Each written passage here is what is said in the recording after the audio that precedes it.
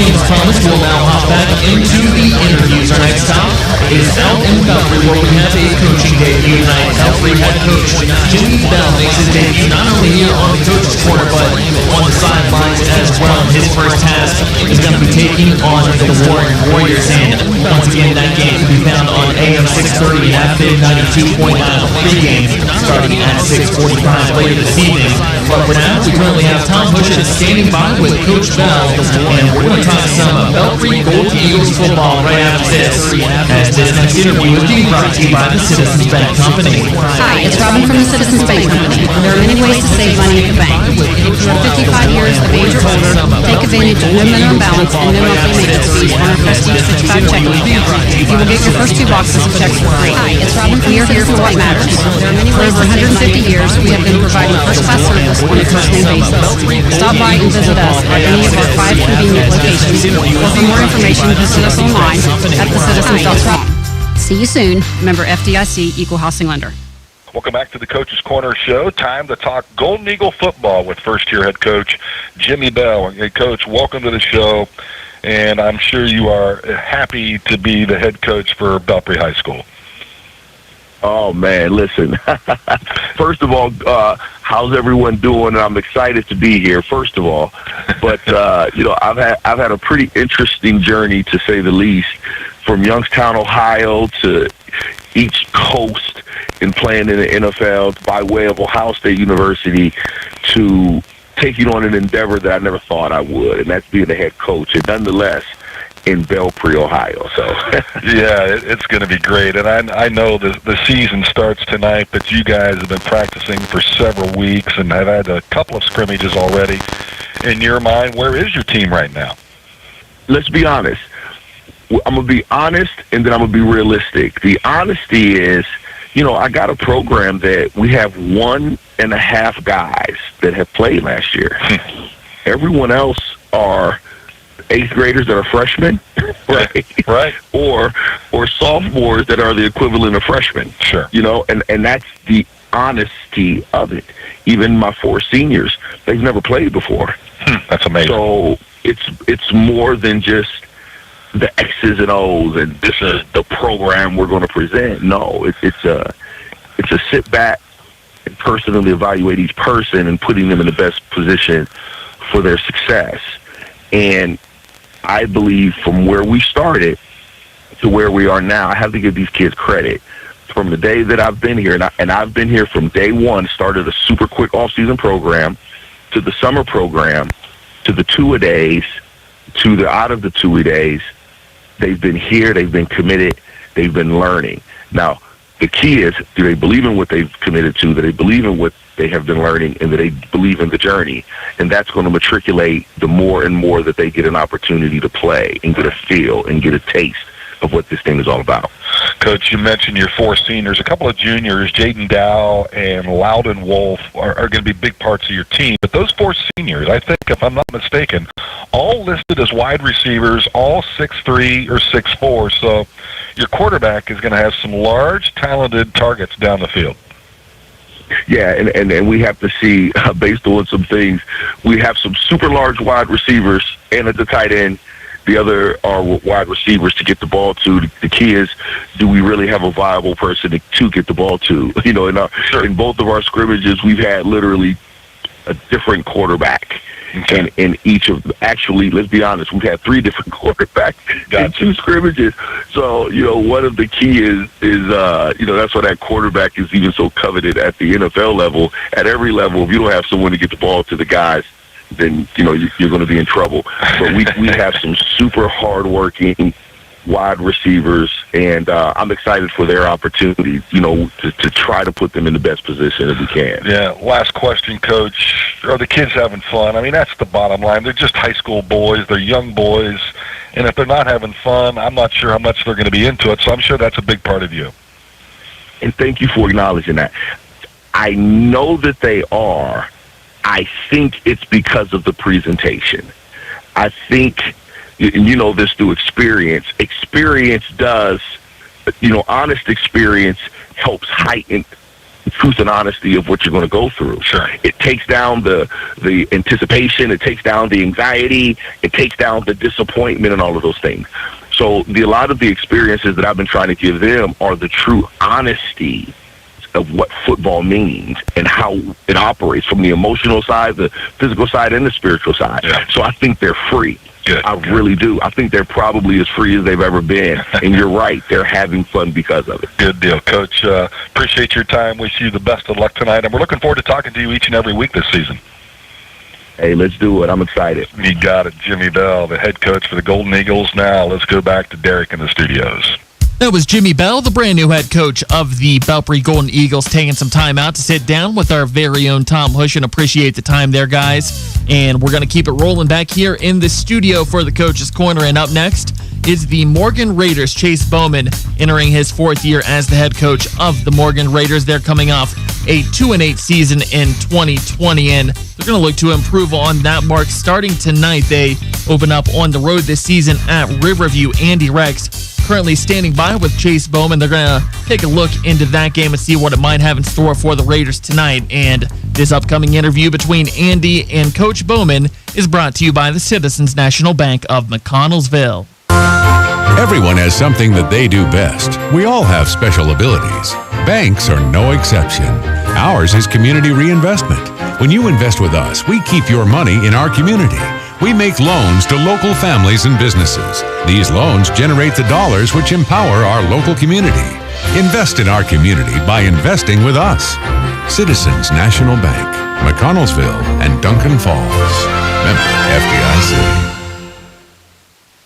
We welcome you back to the season premiere of the High School Football Coach's Corner. We're joined now by the head coach at Morgan High School, Coach Chase Bowman. And Coach, glad to have you back again. Your 4th season at the helm of the Raiders. What are you looking for as we get started here? First of all, thanks for having me again. We always enjoy these.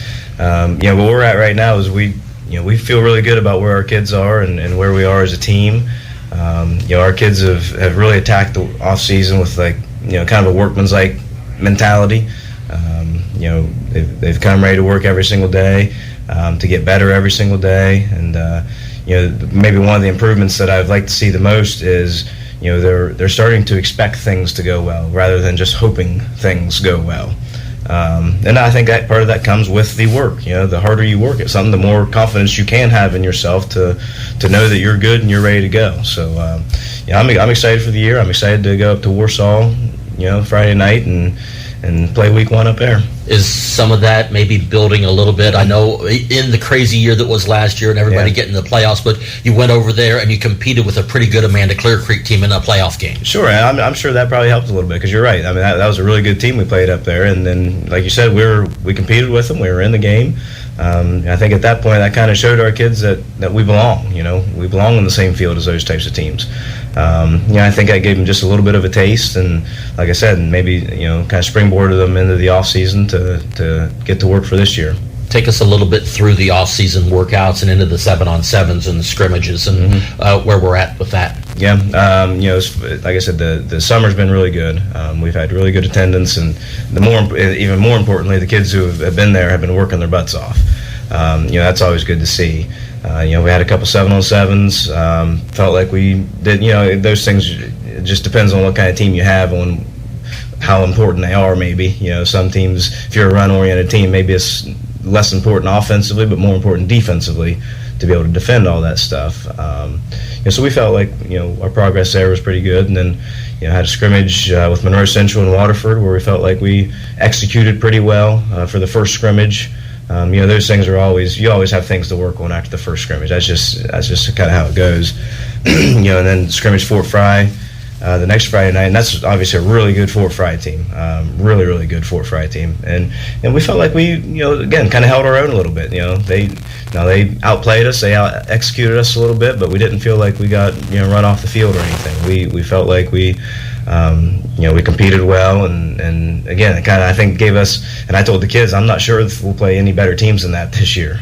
The Morgan Raiders will head on the road to open their season tonight as they head to Warsaw to take on the Riverview Black Bears, a team that finished 4-5 last season, but got a couple of wins at the end of the season that they're really looking to build on and maybe take that next step in the big school division of the Muskingum Valley League. Coach Bowman tells me that they have a couple of key pieces back and a nice mix, and it'll make for a good opening night test tonight for the Morgan Raiders. We'll wish Coach Chase Bowman the best of luck and catch up with him next week here on the Coach's Corner. Right now, we send it back to Derek in the studio. That was Andy Rex and Chase Bowman of the Morgan Raiders there in that last interview. Thanks for your time there, fellas, and keeping things moving here on this Eyes High School Football Coach's Corner as our next stop is out in Beverly as Chris Worf rejoins the show. And this time he is joined by Eric Huck, the head coach of the Fort Fry Cadets. And big things are expected of the Fort Fry Cadets out in Beverly this season. However, a lot of new names on that Fort Fry schedule this year.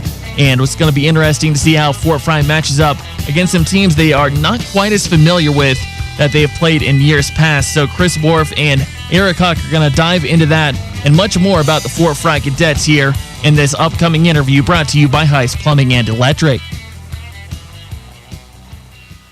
Welcome back to the Coach's Corner. Coach Eric Huck of the Fort Fry Cadets joining us. And, Coach, my favorite time of year, I know it's yours, football. It's on the horizon, kickoff tonight, and an exciting time of year. Yeah, excited, to have the fans back in the crowd, in the stadium, and, to have a 10-game schedule as opposed to last year's 6-game schedule. It's a big schedule, a lot of big games all season long, and tonight it's raining sports.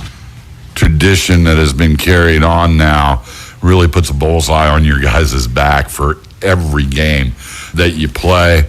Look back to last year, all the success you had, and kind of just recap it for us real short.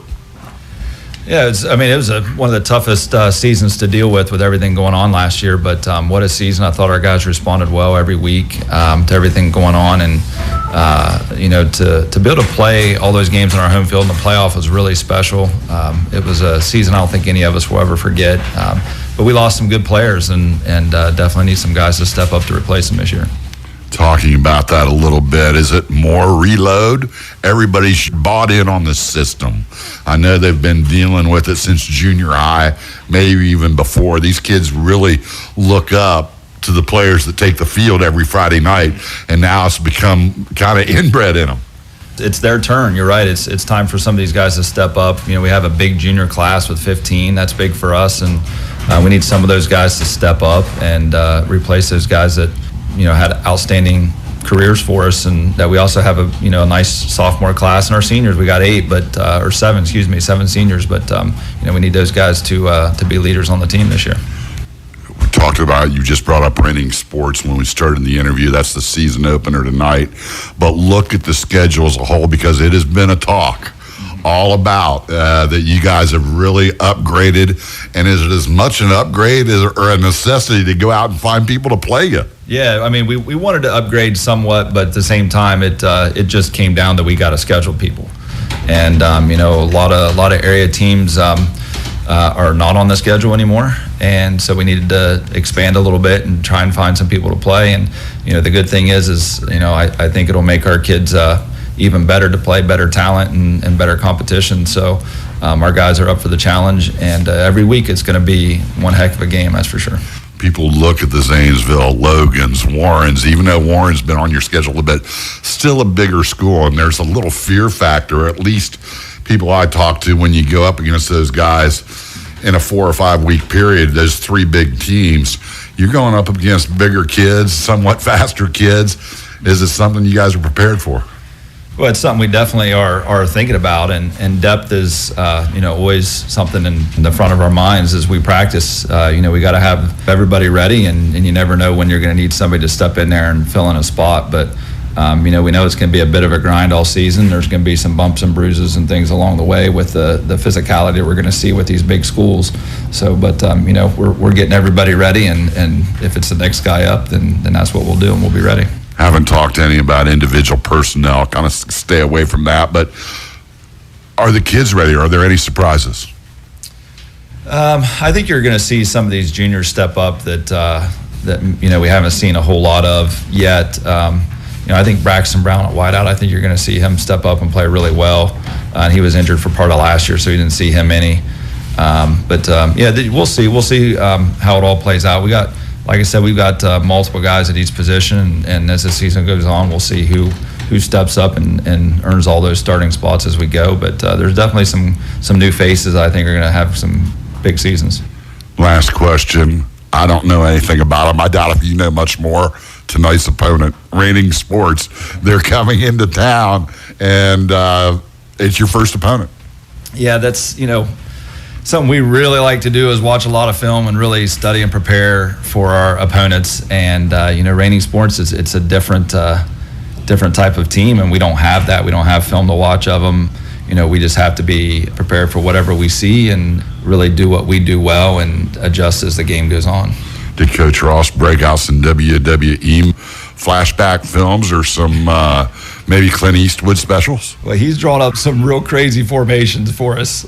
It's different things we can see, and we'll see if the WWE stuff comes out because he definitely is a fan. So we'll see what happens. Hey, looking forward to cadet football. We've got young here, weeks 2 through 10. So we're going to be with you all the way. Good luck tonight. Appreciate it. All right, Reigning Sports to kick off the season. Got your our guest. Now let's take it back to Derek. Tuck and Chris Worf. Going to be interesting to see how that schedule plays out for Fort Fry. Always interesting to see some different matchups in the high school football landscape, and Fort Fry is definitely going to give us a few of those this season. But for now, the show rolls on here on the Coach's Corner. We're going to head back over into West Virginia for now and take a look into the St. Mary's Blue Devils. They're coming off a state championship, and they don't play tonight. You're going to have to wait till next Friday night for some St. Mary's football. They're going to take on Rowan County on August 27th, but that doesn't mean we can't catch up with head coach Jody Moat. He's back for another season with the St. Mary's Blue Devils, and Johnny Worf is currently standing by with Coach Moat, and we're able to bring you this interview with Coach Moat thanks to the Galaxy Food Center.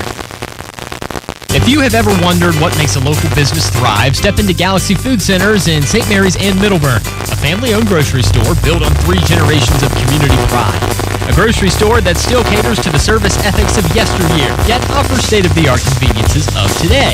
Simply put, Galaxy Food Center employs local folks and keeps hard-earned dollars circulating in their respective communities. Add to that convenience, online coupons, shop-to-go, and online ordering of your groceries for pickup. Galaxy Food Center in St. Mary's and Middleburg.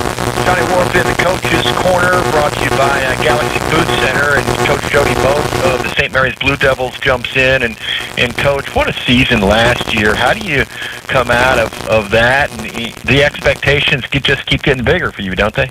Well, just focus with our staff on working the guys. We have 10 positions to replace on offense and 8 on defense, so definitely have the work cut out for us, trying to get those spots filled. And the young men have worked hard through 2 weeks now, and so we're very pleased with that. And we're just going to see where we're at this time of year. But as far as that pressure and all that stuff, I just focus on the regular season, and that's what our young men will do. Tell me about Coach Jody Moat in his 18th year compared to his first or second year. What is the process the same as when you first got into this biz? Well, this is actually the 20th year that I've been at St. Mary's, and obviously with all the changes and stuff that you see through those years, the different stuff that you have to do as a football coach, and then different stuff you have to do as a head football coach. There's definitely been changes, but you just got to adapt the best you can and take each year as a new year. That's kind of what we've done. And, nothing better than working with young men, and that's what motivates you to do it. And like I said, we have a great staff that works with these guys, and obviously couldn't do it without them. I'm just one of them, just working with these young men. All right, Coach, Rowan County next week, and we'll take a closer look at them next Friday. But as you look at your schedule as a whole, I think I know you started home. That's great, but then it looks like you're on the road, bang, bang, bang, right? Well, yeah, I think the whole month of September we're away. So, and then we'll pick back up in October. So we'll finish a home event here at the end of August, and then, like I said, we'll be on the road in the month of September.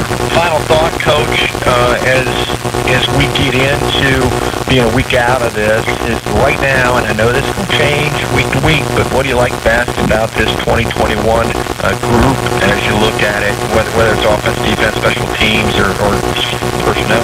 I really like their work ethic. They've worked hard in the off season. They worked hard in season or preseason, I guess.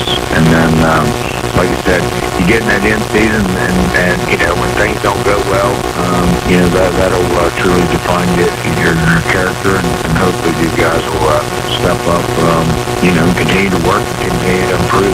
And that's what our staff expects them to do, and that's what we hope to do.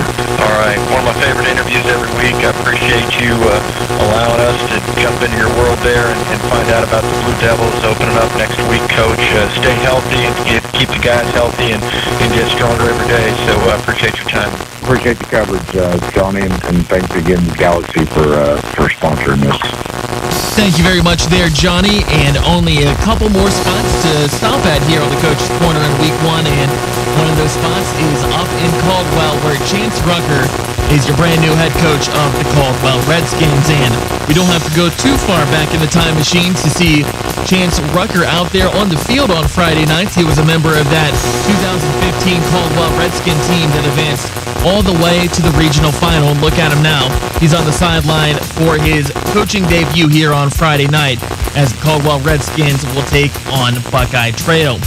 Andy Rex currently standing by to welcome Chance Rucker onto the Coach's Corner for the first time, and that interview will be brought to you by the Sharon Stone Company. If you're driving as you hear this message, take a look when you get home. Look at the condition of the driveway. If the ravages of weather have left the surface a little rough and tumble, the good folks at Sharon Stone Company can help. Buy it by the ton and ask them to deliver. Now, how easy is that? Call 732-7100 for the Caldwell plant, or in Marietta, call 374-3236. Keep your hands on the wheel, 10 o'clock, 2 o'clock. You can call when you get home. Safety first, my friend, on the drive and in the driveway. Sharon Stone Company, since 1985. We welcome you back to the high school football coaches corner, the season premiere for the 2021 season, and we're pleased to be joined now by the new head coach at Caldwell High School, Coach Chance Rucker. And Coach, first of all, congratulations on becoming the head coach, and something you're certainly looking forward to, isn't it? Absolutely. Thank you very much for the congratulations, but I'm definitely looking forward to this. Extremely happy and extremely fortunate with the school district coming in clutch and actually taking me and taking a chance on chances with the fun is. So we're excited. I got my staff rolling. My kids are excited, and we're ready to roll this Friday. Certainly looking to build on the success of last season, a 6-3 record. I know under Coach Gatos, and a playoff win, and then a second-round playoff loss.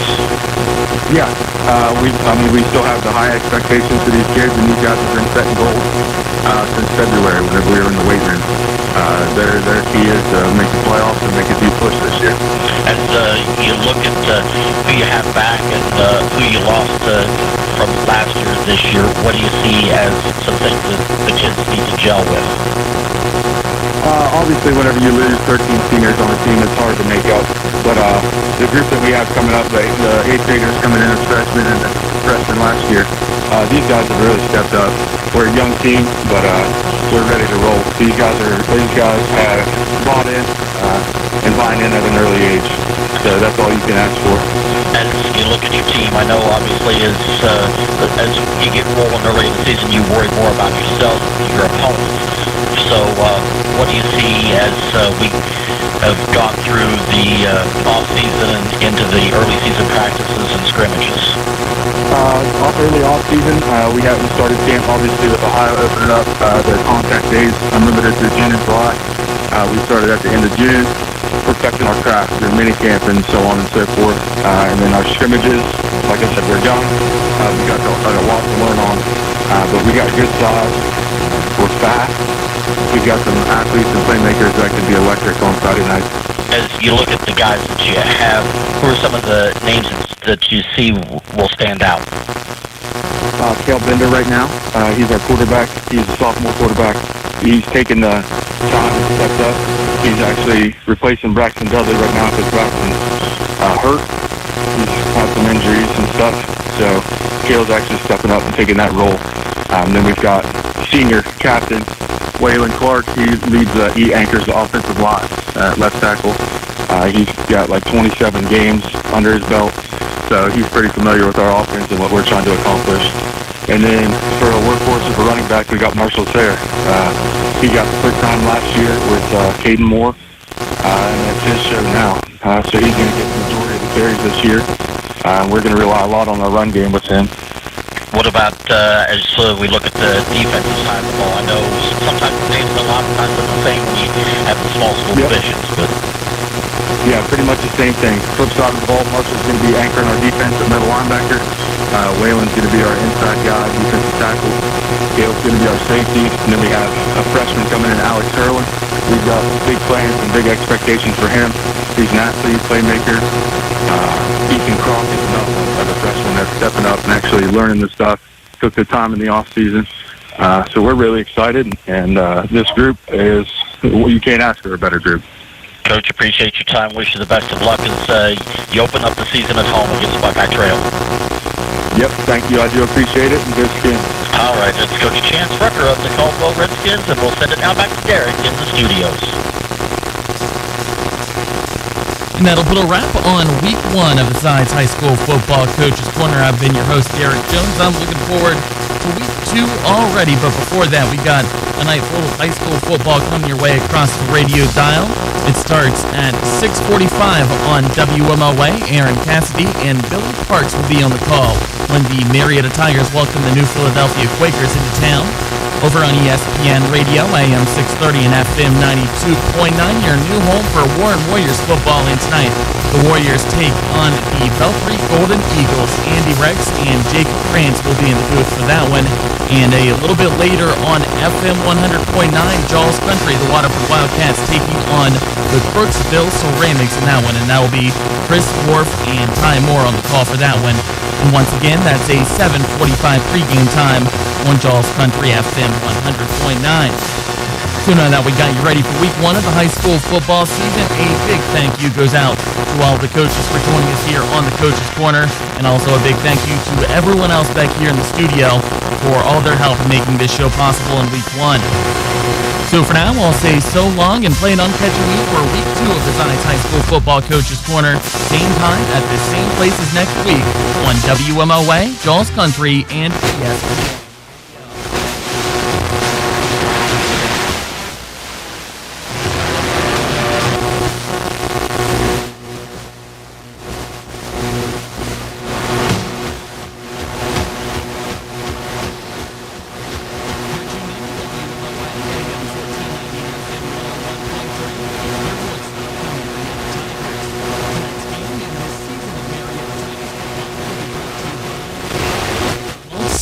People's Bank, the Memorial Health System, Apex True Value Hardware, the Pioneer Family Auto Group, Over the Moon Pub and Pizza, Perry and Associates CPAs, Auto Plus, the Fried Dental Group, Honest Fred's Flooring, Prairie Farms Dairy, and Real Living McCarthy Real Estate.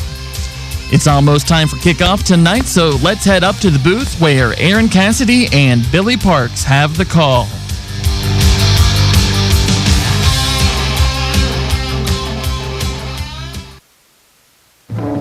And a good evening to you. Welcome in to the 2021 season high school football Don Drum Stadium. Good evening, everyone. Welcome in to Marietta High School football here on AM 1490. Aaron Cassidy alongside Bill Parks. So glad that you're joining us on this beautiful Friday night for football. And Bill, 2021 season is here. Tigers in New Philly tonight hooking up, and we're excited for it. Well, I tell you what, it feels great to be back, Aaron. It's kind of hot for for football season, but this won't be around long.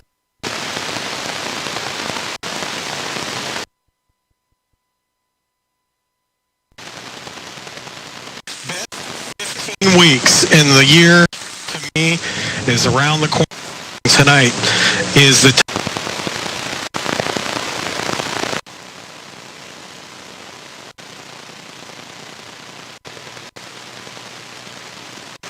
talk about that as well, with both teams going to different leagues, so that will be interesting. Our pregame tonight is brought to you by Stewart Photography on Glendale Road in Marietta.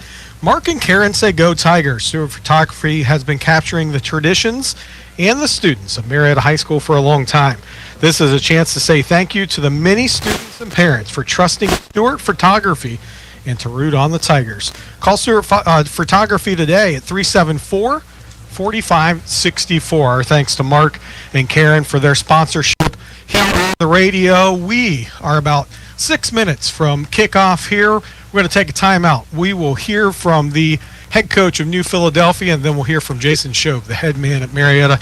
Billy and I will be back for kickoff. You're listening to the voice of the Tigers. Hey, it's football season. When it comes to big plays, big hits, and big-time players, there's only one Tiger Big Drill of the game. The Tiger Big Drill of the game is made possible by the Fry Dental Group. Sure, they whiten teeth, fix cavities, and make bad teeth better, but make no mistake about it. When it comes Friday night, they get fired up for football. The Tiger Big Drill of the game, brought to you by the Fry Dental Group, 1309 Green Street. Exceptional dentistry for extraordinary smiles. Welcome back into the pregame here, week number 1 of the high school football season. Marietta, New Philly. Joining us right now is the head coach of New Philadelphia, Mike Johnson. Coach, thank you for taking a few minutes joining us. Week 1's here already. It's hard to believe. Yeah, well, thanks for having me. It's crazy. It seems like it's been a long time coming since last season, with the shortened season and everything that's gone on with it, and we're glad to finally be ready to kick off. A new head coach taking the job in December of 2020, I believe, but you were on the staff before, graduate 2001 of New Philadelphia. Talk a little bit before we get into this game about what that transition's been like. Yeah, it's been it's an honor. It's exciting. There's a high standard, and what we're trying to do is keep that standard. The kids know it. The coaches know it, and we've been working all offseason to maintain that standard and keep working. You guys lost a lot of players last year that were talented and recognized, a lot of accolades. Talk a little bit about your team coming in this year. We lost last year. I guess what we have returning, we have 2 guys, offensive starters returning. One was a tackle we moved to guard, and that's Cameron Clarkson. And the other one's Reese Meekin, who's a running back who's been, since he's a sophomore, he's been a stalwart for us. He's been, so we're really excited about those 2 guys coming back. But, you're looking to replace 9 guys. That's a lot of people on offense. Like I said, we had a great offseason. We had a couple of guys who were on the cusp of playing last year, but we lost the seniors we had. We had a great senior class. These guys now have their opportunity, and I'm excited for them because they have that opportunity. They put in the work, and they're prepared to do so. And then defensively, we returned 3 guys. Now it's those young skill guys fitting in and molding in and joining that. And there's a lot of good ones. How was your week of practice and leading up to this evening? Week of practice has been great.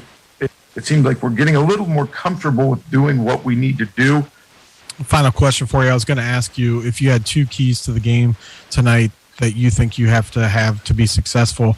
I would assume one of those is when things go south, if they do, and in football they always do, how's a young team going to respond? I'm assuming that's one of them, right? Without a doubt. And that was one of the things that last week with Green we talked about. We got down early. We were able to come back and respond at the end of the half. And that's got to be a point of emphasis, and it has been. And that's one of the biggest keys that we have. And then offensively up front, it's going to be communication and coming off the ball.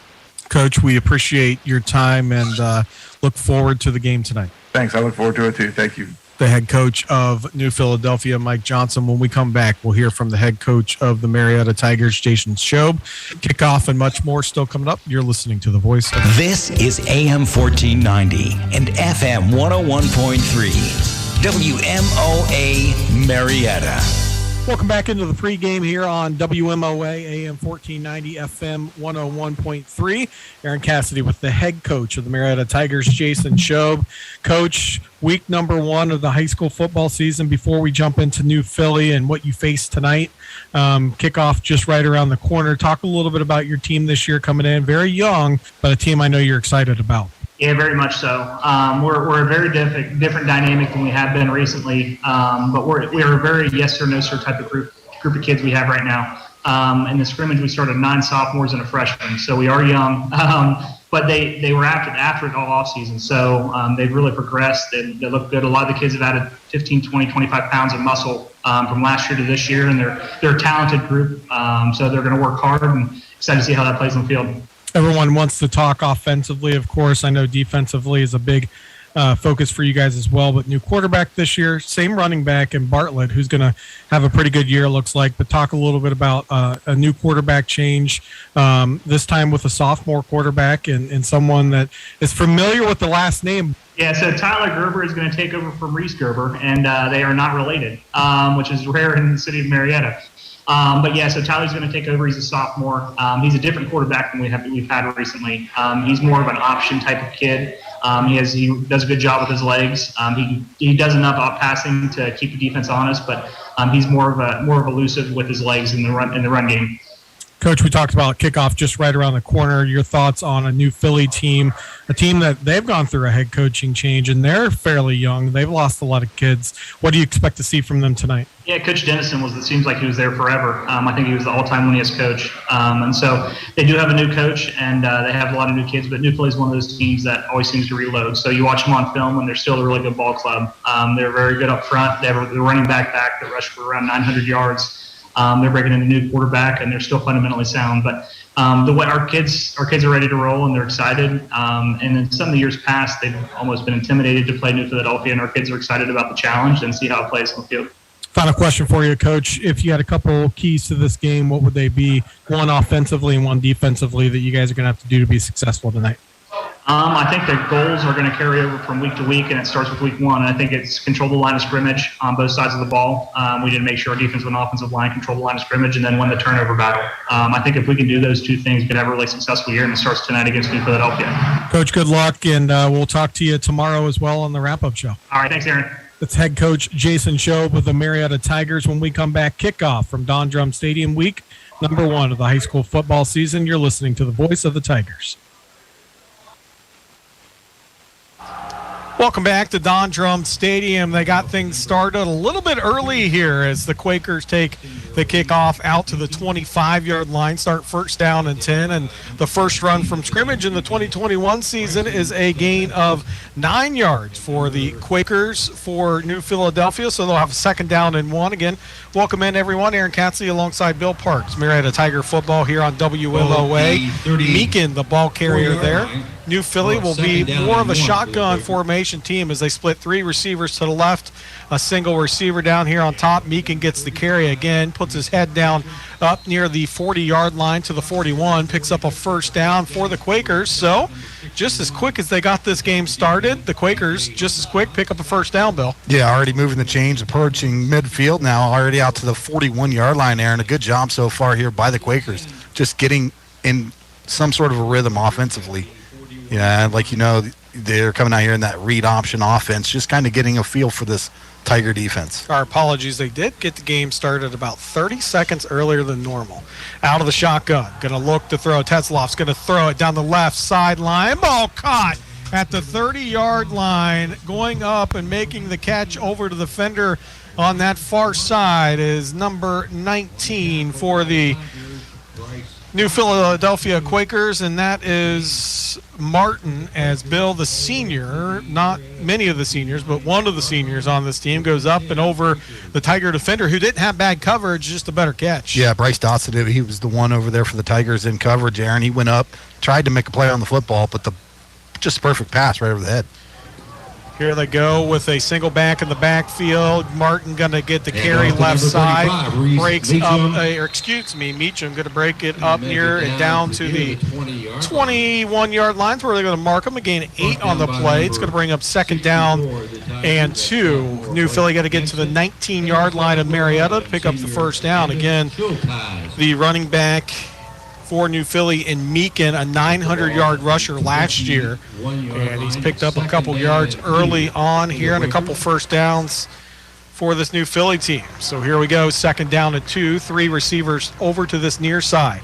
Moving from left to right is New Philly, who throws a bubble screen near side. Ball caught and breaking out of a tackle, getting down to the 12-yard line, and Martinville makes nothing or something into what would have been nothing, a slip tackle by one of the Tigers down here, and Martin picks up a first down. Marietta had that sniffed out. Yeah, just a quick pass to the side there. Good job by number 23 from Marietta, Bartlett, and getting out there and trying to make a play on the football. Unfortunately, just lost his center a little bit and was able to let the ball carrier get away, but that's second level for Marietta there to pick up a little bit of the trash. 3 wide receivers again to the left this time. A give is to Meekin up the middle, falls forward down to the 10-yard line, picks up 2 on the play, second down and 8. New Philly can't pick up a first down inside the 3-yard line as they are driving from left to right tonight on your radio dial. Aaron Cassidy, Bill Parks, so glad you're joining us wherever you may be on this Friday night. Beautiful night for football, a little warm.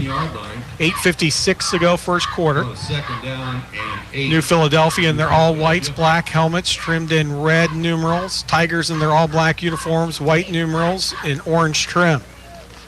Out of the shotgun, second down and 8. It's going to be Tesloff scrambling around the quarterback. Now he's going to reverse field and down the right sideline into the end zone for a touchdown. The Tigers originally had it read out, Bill, on defense, but on the backside, no help. And the Tigers' defense got sucked in a little bit, Bill, into the middle, and that is going to be a New Philly touchdown. Yeah, big touchdown there for New Philly on their first drive, but I'll tell you what, you got to credit number 88, Aaron, Brandon Schau, 6-footer, 215. The junior coming in, making a great job, great play coming upfield, turning that play back inside. Unfortunately, just for that Tiger defense, nobody there on the backside, and the quarterback, Tesloff, was able to just kind of stroll around the edge.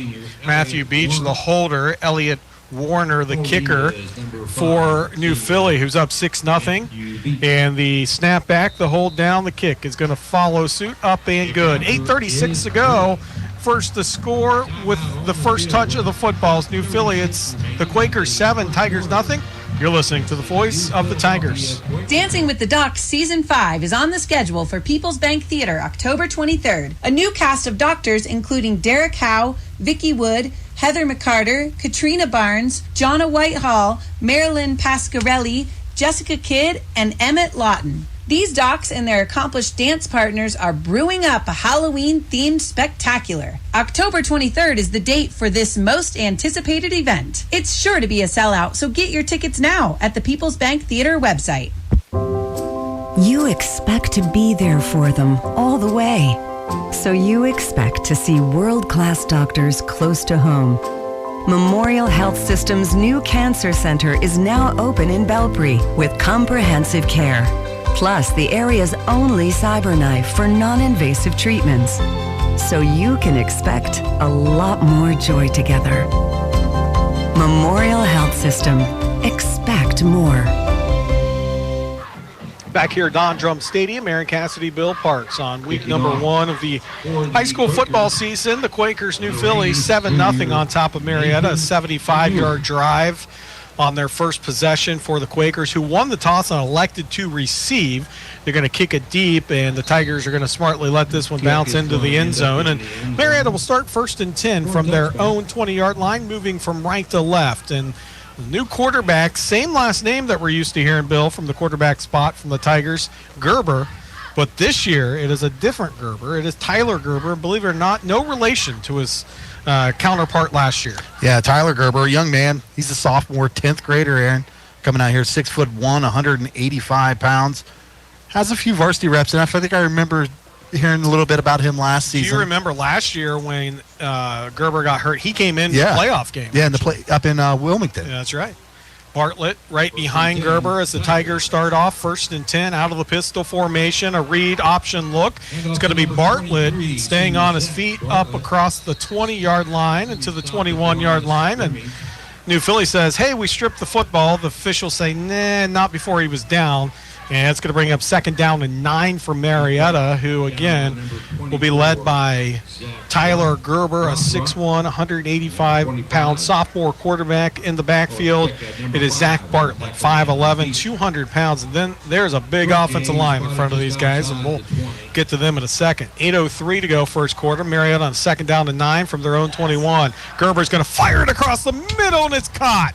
And Wheeler picks up a first down for Marietta and more, as that ball is going to be out across to the 34-yard line. Gerber on a little read pass option, or a run pass option, as he faked the run and fired it across the middle, first down. Yeah, good ball there. He was able to get just a real quick drop. It was just a timing play a little bit. Waited for his man to come open behind that second level with those linebackers there. But a great ball there by Gerber, putting it on the money. Donovan Wheeler, a big catch and a first down for the Tigers. Tigers 1st and 10. They send a man in motion from left to right. 2 wide receivers right, single receiver to left. Bartlett with the carry, and he's going to get up across the 35 to the 37-yard line. And on the blitz from the backside, coming up and making the tackle there for New Philadelphia was number 67, Cameron Clarkson. He comes from that defensive line spot, Bill. He's a handful, 6'3", 265 on that left side of the defensive line. In fact, he'll move wide side and then short side of the field. They move him around a little bit. 7 minutes to go here in this first quarter. 2nd down and 7 for Marietta as they trail 7-0. But Gerber and the Tigers trying to try a little something here as they give on the left side and up across the 40 to the 43-yard line. How about that, Bill? A little jet sweep to Donovan Wheeler. And Wheeler gets near the first down marker. 3rd down and short for Marietta. Yeah, nice awareness, nice pickup there by Wheeler, but a great job there by number 23, Aaron. That was the tailback, and Zach Bartlett getting out there in front of the play, picking up a big block and setting up a 3rd down and 1 now. And that's what you like to see. Now we've seen it 2 times in a row, Aaron. We saw Wheeler do it. We've seen Bartlett do it. They're falling forward, and that's what you want to see. It's how you want to see that play finished up. 6:17 to go, first quarter. 3rd down and 1 for Marietta as they spread the field a little bit. Bartlett and Gerber in the backfield, and they go hard count. They didn't jump off sides, but they got New Philly to do it. Good call by Coach Schob there. And, Bill, usually in that kind of situation in the huddle, you say, no play. That's the call. And we're just going to keep saying go, go, go. And then you look over to the sidelines for a play. Right, but even then, I mean, that's kind of still tough. It's still tough to hold back, especially week 1. You're in your the first drive of the season. And it's not something that you typically find a lot of discipline this time of the year. But a great job there by the Tigers up front, being able to hold back and an easy first down here. Free first down for the Tigers with the ball at their own 48. Second first down of this drive as they have 2 wide receivers near side, a single receiver up top to the left. Send a man in motion, fake give. Gerber on the counter, quarterback counter keeper, I should say, easy for me to say, is on the quarterback counter. He's going to get to the 49-yard line, pick up a gain of 1 on the play, and Bill, they fake the jet sweep from the slot man to the right, and it was Gerber keeping it on the left. Yeah, I tell you, and Gerber really, he knew instantly, Aaron, there was going to be nothing there, but a great job just putting his head down and getting something out of nothing, was able to pick up positive yardage on the play. Pick up 1 is better than a loss, obviously, so he's moving the football. 5:06 to go, first quarter. Marietta trails 7-0, but has the ball at midfield. 2nd down and 9. Gerber out of the shotgun. It's going to take a snap, roll to his right, looks to throw, flips it out in the flat, pass caught, now it's fumbled. He was hit up in the air. I think Marietta got back on it. They did, as the catch for Marietta was Weston Davis makes the catch, but boy, he was popped right where he caught the football, and Marietta somehow recovered it. And it's going to bring up 3rd down and 7 now for the Tigers.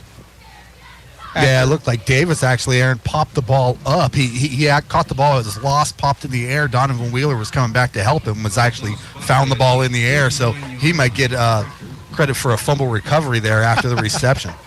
Tigers 3rd down and long at midfield. Out of the shotgun, Gerber. He fakes the jet sweep. Now he gives right side, and Wheeler makes his way down to the 47-yard line. So a drive is going to stall for the Tigers, but Bill, a lot of positives there for Marietta with 4:05 to go. Offensively, they show they can move the football.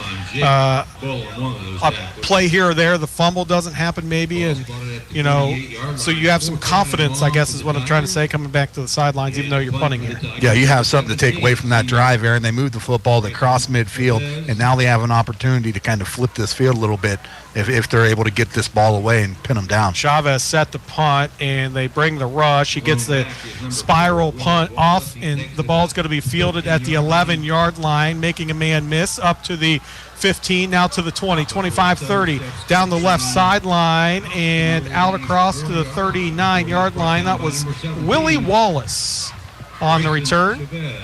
Chavez with the tackle, and that will bring up decent field possession for the Quakers. 3:23 to go here in this first quarter.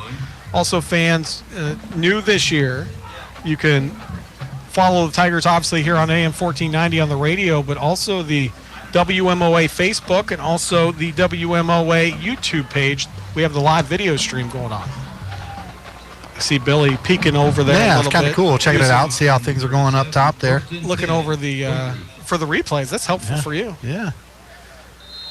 3:23 to go. Quakers first down and 10 as they move from left to right. Second possession of the game. They're going to give up the middle and all kinds of running room. Meekin makes the man miss, and he's off to the races. Meekin's going to take this one all the way to the house for a touchdown, 63 yards, as Meekin got to the second level, and there was no stopping him as he made a couple guys miss, and all of a sudden it's 13-0 Quakers with 3:12 to go here in this first quarter. Yeah, just that little stutter step in the background right there from Meekum, and that's all it took to allow the linebackers of Marietta to overrun the play just by about a yard. And once they did so, the middle of the football field was wide open, Aaron, untouched, all the way to the end zone. Another touchdown here as New Philly, the Quakers, spreading this out a little bit. Sophomore, or he started since he's a sophomore, and he is a senior now, and rushed for 900 yards last year on the season, and point after attempts up and good, and he's got to be up around 80 already in this game. 3:12 to go. New score, Quakers 14, Marietta nothing. You're listening to the voice of the Tigers. Marietta McDonald's wants to take an opportunity to thank all the students who spent part of their summer behind the counter, on the drive-through crew, or cooking up the goods at my McDonald's. Good luck getting back to the books. And for those of you keeping a shift, we know school comes first. As for those of you not in school, if you want to work at a great place, may I suggest applying at Marietta McDonald's. Also, when it's time to thank someone, remember, McDonald's Arch Cards never expire. And every day, choose from our $1, $2, and $3 menus. McDonald's, I'm loving it. Get hot, hot, hot August savings at Pioneer Family Pre-Owned Autos in Williamstown. Choose from our huge selection of pre-owned cars, trucks, and SUVs to fit your payment and budget needs. Regardless of credit history, Pioneer can help you get the car you deserve. Just bring your current credit information for guaranteed finance options and your best deal. Plus, we desperately need pre-owned vehicles, so we're paying over book value for every trade, just like yours. Pioneer Family Pre-Owned Autos in Williamstown, West Virginia, or pioneerfamilyauto.com. Let's qualify CD for details. 3:12 to go, first quarter here on Football Friday night. Aaron Cassidy, Bill Parks, Don Drum Stadium, Marietta. And New Philly hooking up here in week number 1. New Philly, 2 touches, 2 scores. As that one was a no-doubter. First play from scrimmage on their second possession. 67-yard touchdown by Meekin, their running back, who again is a good one. Marietta's got to get something to go here are right for them offensively, Bill, after picking up a couple first downs and getting it out to midfield last time. Yeah, they got to get something going, build on that a little bit, and try and get something on the scoreboard here. But, like you said, Aaron, they moved the football just fine their on their opening possession. They just need to build on it. A kick into the end zone. And one thing I'm watching here, Bill, is that one, Bryce Dotson lets that one go in. He's got to be a little careful, though, because that ball's kicking up about the 2-yard line. And as you know, as a former punter, that ball can take any kind of bounce. So it doesn't always continue going. That's for daggone sure. There's too many times that I can remember, putting a ball down there that you thought was going to stay put and ended up in the end zone, and vice versa. Opposite of what you want. Yeah. So the Tigers first down and 10, bunch formation near side, and they're going to give to Bartlett left side. Bartlett looking for some room, and he gets it out across to the 27-yard line, and a maybe touchdown saving tackle by Matthew Beach on this near side. But Bartlett picks up 6 on the play. Going to bring up 2nd and 4 for the Tigers. 2:55 to go first quarter. Marietta trails 14-0. Yeah, good job there by Bartlett stringing that out a little bit, trying to find a little bit of a gap. Once he got to the sideline, he knew there was no other place to go but north and south, and was able to create a little room with the stiff arm there. But Marietta moving the ball now, 2nd and manageable. Call it 2nd 4, maybe 5. Gerber, pistol formation, gives Bartlett again, bounces it outside, and gets a gain of 1 on the play, as Gerber was initially stopped, Bill, for no gain, and he was able to bounce it off. And it's going to bring up a 3rd down and 3. Big 3rd and 3 here early in this game for Marietta. Yeah, good job there by the linebacker for New Philly, the Quakers, Connor Tesloff, the junior, coming up and just absolutely stifling that play in the middle there, Aaron. He perfect read, came up, but a good job by Bartlett being able to bounce it up and make something out of it. 3rd and short here. Big 3rd and short. 3rd down and 3 early from Marietta. 2 minutes to go in this first quarter. Gerber's going to fire it across the middle. Lars Kelly makes the catch. Out up across the 35 to the 36-yard line. Gerber to Lars Kelly, and that is a first down for Marietta. And again, a little timing route there. Quick 3-step drop there by Gerber, getting rid of the football quickly. On the money to Lars Kelly as he's able to pick up a big first down. Marietta mixing it now again on this possession. A little pass, little throw, moving the football, and just about out to the 40 here. Eh? That slant's been there for the Tigers, Bill, as they go 2 wide receivers to the right. Double tight end set, 2 backs in the backfield. They send a man in motion. Fake the jet sweep. Gerber with the quarterback keeper, and Gerber up to the 44-yard line. A gain of 7 on the play, and a late flag comes in. I think they're going to get helmet to helmet with 1:20 to go. That clock continues to run, even though there's the penalty flag. There it stops, and let's see what they officially mark this one as. Yeah, it's going to be very interesting to see how they actually call this one, Aaron. The kid came in at the end, number 34 for the Quakers, and got helmet to helmet on the ball carrier. Definitely no malicious activity. He dipped his head at the end, and I don't think he did it on purpose. He was just trying to catch up with the football. And so they go helmet to helmet call. So what would have been a 2nd down and short now is going to be a 15-yard penalty and move the Tigers past midfield. They'll have 1st down and 10 from the Quaker 41-yard line. I'm telling you, a key drive early on here, Bill. Tigers down 14-0. You need something. I'm not going to say you have to have points, but you have to have points here somehow. Yeah, absolutely. And I think this right now is an opportunity maybe to take a shot downfield here for the Tigers coming off the big penalty. See if they try and surprise them a bit. 1st and 10. Gerber, fake give, rolls right, still looking, fires it down the sideline. Ball caught at the 25-yard line, and the pass was caught by Donovan Wheeler. And that's going to bring up a 2nd down and 3, 54 seconds to go. Tigers were able to get out of bounds, so clock stops. And it'll bring up a 2nd down and 4 after the gain of 6. Yeah, great job there by the quarterback and Tyler Gerber, Aaron, getting outside that pocket and dragging the play out a little bit just to create a little bit more room for his wide receiver. But they're going to get the Tigers for a penalty here, Bill. So a 2nd down and 4 must have been a chop block, because they're bringing this one all the way back to the Tigers' 46-yard line. So what looked to be a 2nd and 4 is now going to be a 2nd down and 2 Pike Street. Actually, it's going to be 1st down because of the call, but the Tigers driving towards from right to left, and 1st down and 23 as they officially mark it. Tyler Gerber out of the shotgun, going to look to throw, flip out to Bartlett, has some running room. Bartlett is going to be hit. Nice job from the safety spot. In fact, Bartlett's going to be thrown for a loss of 2.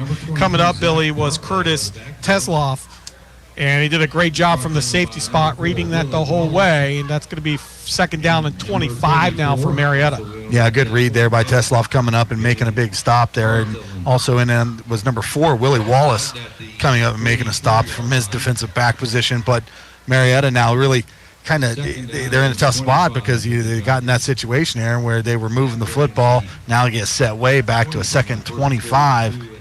And they're going to let the clock run down, and let's talk about it and see what our 2nd 25 play will be as we start the 2nd quarter. End of 1st, it is the Quakers from New Philly 14, Marietta nothing. You're listening to the voice of the Tigers. Auto Plus understands what it's like to be a good neighbor, and it sure is nice to hear the sound of power equipment fill the air, see folks working under car and under the hood, and looking out for their neighbor. Auto Plus believes that if a town has enough people that roll up their sleeves, there just isn't much that can keep us down. Auto Plus is everything auto parts, but we do our share of pressure washers, generators, and hand sanitizer by the case. Let's face it, if the going gets tough, this is a pretty good place to be. Auto Plus, keeping the doors open in all the little river towns around the valley. As long as you roll up your sleeves, we'll have what you need. For more than 100 years, we've become used to seeing the name Broughton Foods in this area. And now Prairie Farms Marietta brings a fresh new look and that same great taste. Prairie Farms Marietta keeps it simple. Dedicated farmers, happy cows, real milk. We know you have many options at the grocery store. And in our world, trust and loyalty mean everything. If you're looking for the highest quality, safest dairy products and affordable options for your family, look no further than Prairie Farms Marietta. 12 minutes put on that second quarter clock. Marietta down 14-0, and they are faced with a second down and 25. Now remember, this would have been a second down and 4, but on a first down, the Tigers had a penalty. So now they're making a few adjustments here offensively as Coach Shobe calls in the play from the sideline. A little bit of a high snap. Gerber's going to look to throw. He's going to heave it down the middle, and Lars Kelly is going to have the ball picked off. Gerber overthrew Lars Kelly, now down the sideline. On a return all the way down inside the 25-yard line, an interception. A little miscommunication. Dakota McCune makes the interception and weaves in and out of a few Tigers and gets it all the way down to the 24-yard line. And Gerber and Lars Kelly, it was there for a moment, and then the overthrow. I think Lars Kelly thought maybe he wasn't going to throw it. Gerber thought he was going to continue, a little miscommunication, and a nice interception by McCune, and then a better return.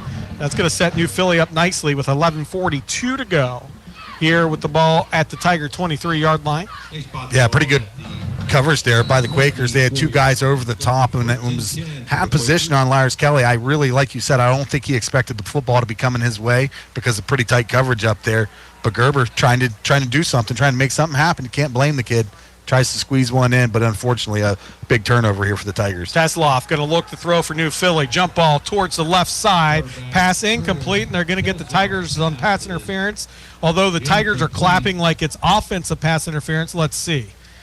That was back and forth. In fact, the flags probably could have stayed in the pockets. They're going to get an offensive pass interference on the Quakers, Bill, as going up, trying to make that catch is number 19 for this New Philly team, Oren Martin, and he's 6'2", 170, going up against Donovan Wheeler, 5'9", a little bit of a height difference. Yeah, good job there by Wheeler, though. He saw he had position. That ball was thrown on the inside.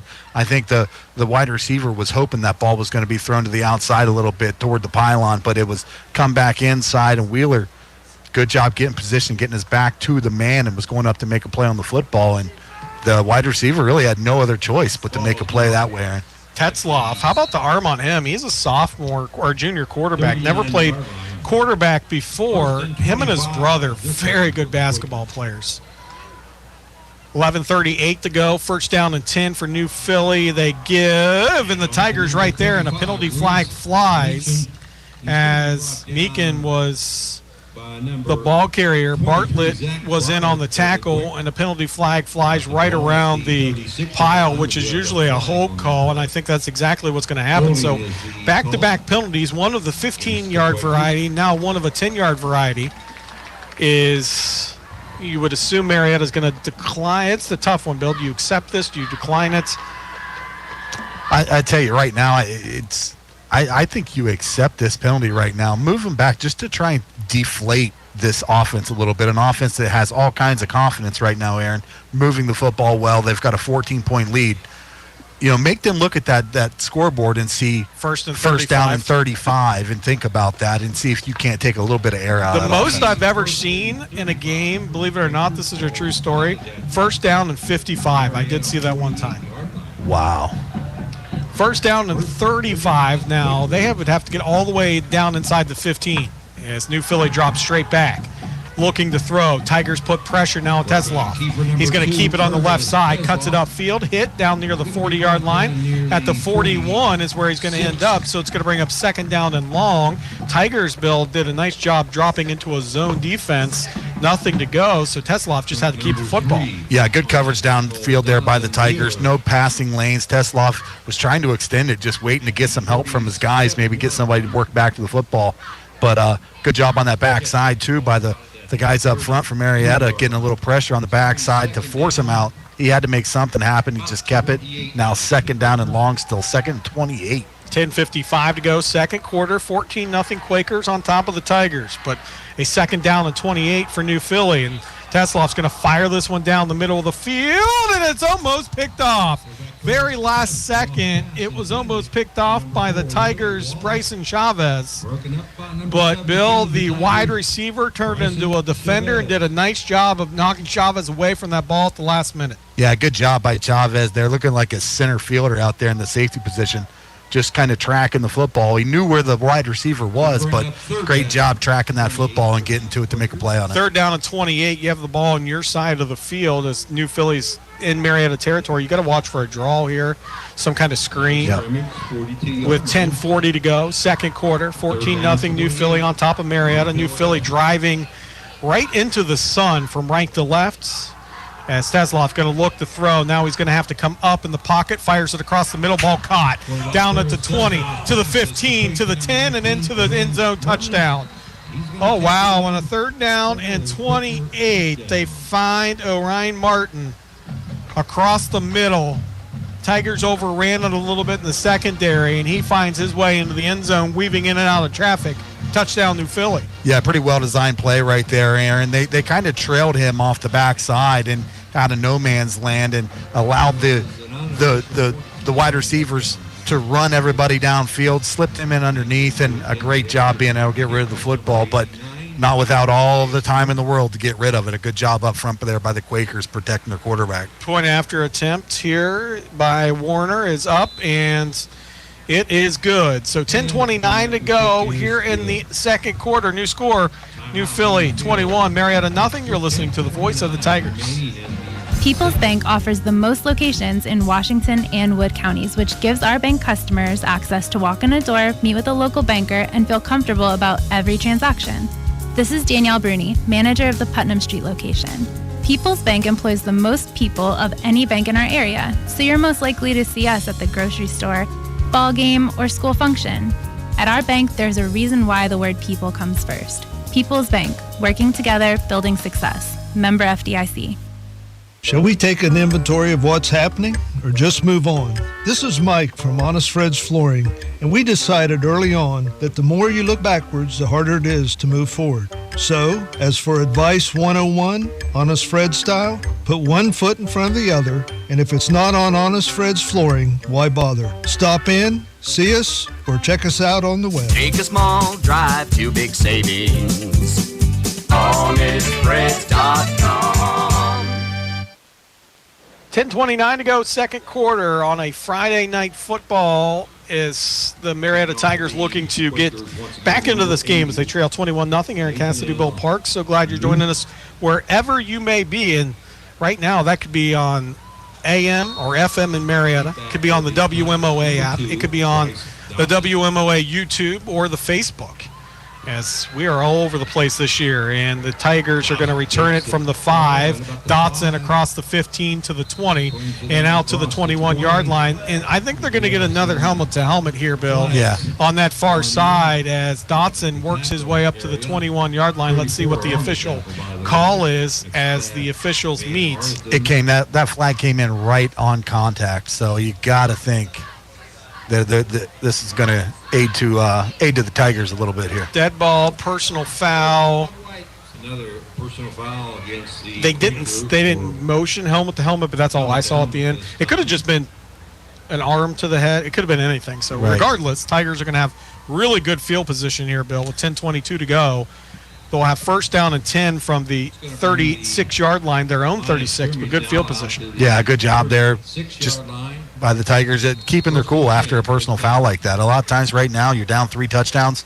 You know, somebody tries to get in a little personal foul on you. A lot of times that reaction's not the greatest, but the Tigers keeping their heads cool, get back to business here, see if they can move the football. Marietta 2 wide receivers to the right, 2 backs in the backfield with Gerber The sophomore quarterback, number 10 on his back, calls for the football, gets it, flares it out here into the flats to Dotson. Dotson up to the 36-yard line, back to the original line of scrimmage as Dotson's going to bring up 2nd down and 10 for Marietta, 10-10 to go. Also a reminder to our fans, stay tuned at halftime for our statistics made possible by Bill Mennick, Senior Financial Advisor for Merrill Lynch, located at 294 Front Street in downtown Marietta. When it comes to numbers, Bill Mannix has more than 20 years of experience helping people with their investments and retirement goals. Call Bill, Kathy Huck, David Treadway, Sandra Crosby at 740-568-7860.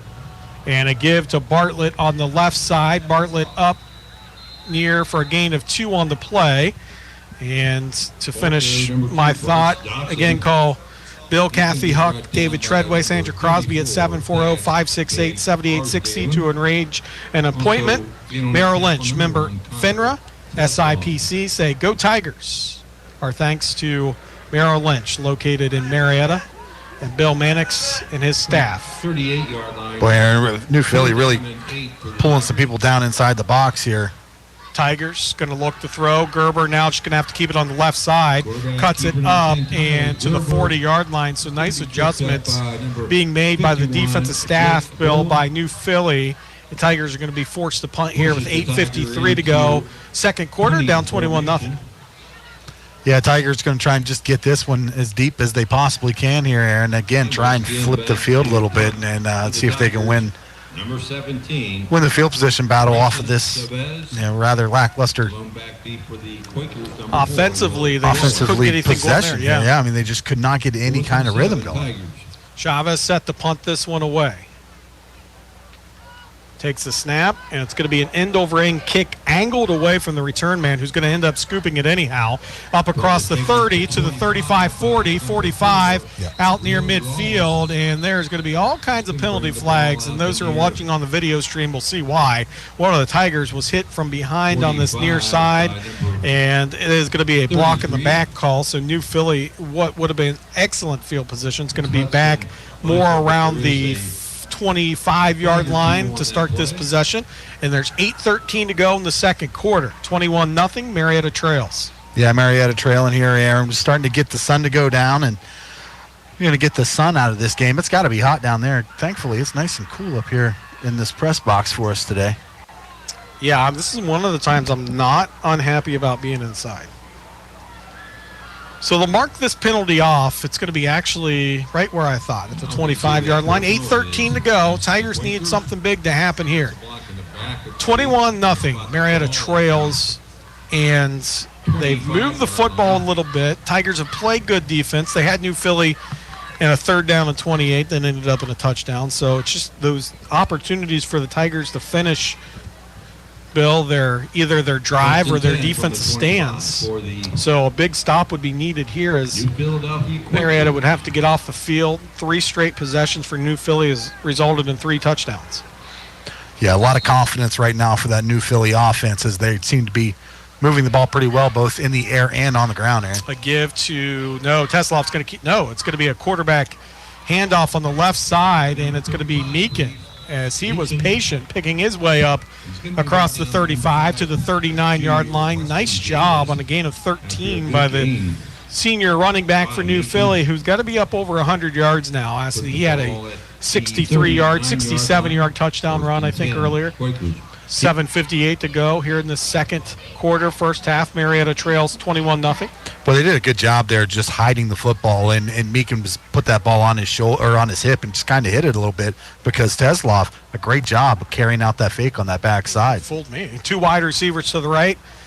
And the back of the backfield, Meekin's going to get the carry again. Breaks 1, 2, 3, 4 tackles. Now he's off to the races. Meekin down to the 30-yard line, and he's finally tripped up as he hit that second level and broke a couple tackles and gets down to the 29-yard line, and another first down for New Philly. Yeah, Meekin, Aaron, he does a great job with keeping his pad level low. He's really squared up, going through the line of scrimmage. He stays low. He makes quick cuts. A great job moving his way through traffic in the middle of that football field. And just like that now, the Quakers inside the 30 and knocking on the door again. Ball at the 29-yard line of the Tigers, moving from right to left towards Pike Street are the Quakers. 7:11 to go, second quarter. A give to Meekin again. This time he pushes his way forward, breaks another tackle, and he is finally going to be brought down. In fact, it took a whistle. He wasn't even brought down. It was the Tigers' Bean? Bill on the carry? Check that. Bean, you're right. Trevor Bean on the carry.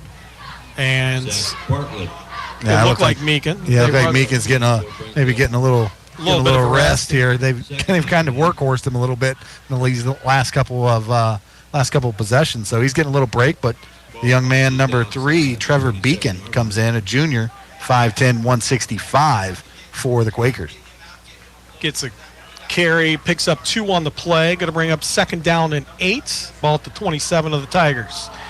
And a give again to Bean on the left side, and he's going to be down to the 16-yard line before he steps out of bounds at the 14, 15-yard line. Trevor Bean on the carry. Yeah, Trevor Bean, again, a great job finding that edge. It's 2 carries in a row there for him as he come in for a little cleanup duty there for their workhorse, but moving the football now, and first down looks like going to be a fresh set still that can still get another first down. They're going to mark this one at the 15, Aaron, but pick up a first down at the 5 can the Quakers. Yeah. 6:09 to go, second quarter, 21-0. And the Quakers knocking on the door as they lead by 3 touchdowns right now. And Tesloff's going to look to throw, has a man wide open out in the flats, inside the 5, down near the 4-yard line, and working his way was the big man, number 34, Thad Van Arslen. He is 6'2", 165, and he punished his way down inside the 5-yard line. Yeah, big, strong run. He got down inside that 5, Aaron. He was not going to be denied for the end zone. He wanted it really bad. He lowered the pads, lowered the head, and tried to get a push, but looks like he was knocked out of bounds right around the 3-yard line or so. Beacon back into the game. He's going to be the deep back as New Philly goes under center. And they're going to turn, give left side. Meekin down near the goal line. Touchdown, New Philly. 5:48 to go. Quakers strike again, make it 27-0 with the point after attempt pending. And right now, the Tiger defense just does not have an answer for this good and balanced Quaker offense. Credit New Philly, Bill. They had, I think, 11 guys who were all district or award winners last year that graduated. So they only returned 2 starters offensively, and they have done a great job offensively tonight. The point after attempt, snap a little high. The kick, though, is going to be line drive through. So new score, 5:48 to go. Quakers 28, Tigers get the ball when we come back. You're listening to the voice of the Tigers. If you say that you're over the moon, you mean that you're very pleased about something. That describes to a T a visit to Over the Moon Pub and Pizza. Every day, enjoy 15% off purchases of $25 or more to all military and frontline responders. Paskies, pub trivia every Wednesday. Sign up at 7. The fun starts at 7:30. Thursday, slice night from 4 to 10 p.m. with pizza, pint, and pitcher specials. Only at Over the Moon Pub and Pizza, 170 Front Street, Marietta. Open 11:30 a.m. Tuesday through Saturday, closed Sunday and Monday. Auto Plus understands what it's like to be a good neighbor, and it sure is nice to hear the sound of power equipment fill the air, see folks working under car and under the hood, and looking out for their neighbor. Auto Plus believes that if a town has enough people that roll up their sleeves, there just isn't much that can keep us down. Auto Plus is everything auto parts, but we do our share of pressure washers, generators, and hand sanitizer by the case. Let's face it, if the going gets tough, this is a pretty good place to be. Auto Plus, keeping the doors open in all the little river towns around the valley. As long as you roll up your sleeves, we'll have what you need. At Honest Fred's Flooring, we help folks with the secrets to remodeling. Step 1, get started. Step 2, determine where you spend most of your time. Step 3, start from the ground up. That's where we come in. Once you start, you'll be amazed how everything else takes care of itself. Honest Fred's Flooring, we're here to help every step of the way. Find us in Marietta, Parkersburg, and Spencer. Take a small drive to big savings. HonestFreds.com. A little pooch kick taken by the Tigers. Lars Kelly up near the 24-yard line. A good idea by New Philly. Lars Kelly does a nice job of jumping on that ball for Marietta as we come back from break. 5:44 to go, second quarter. Marietta trails 28-0. Tigers have shown some glimpses offensively of being able to move the football.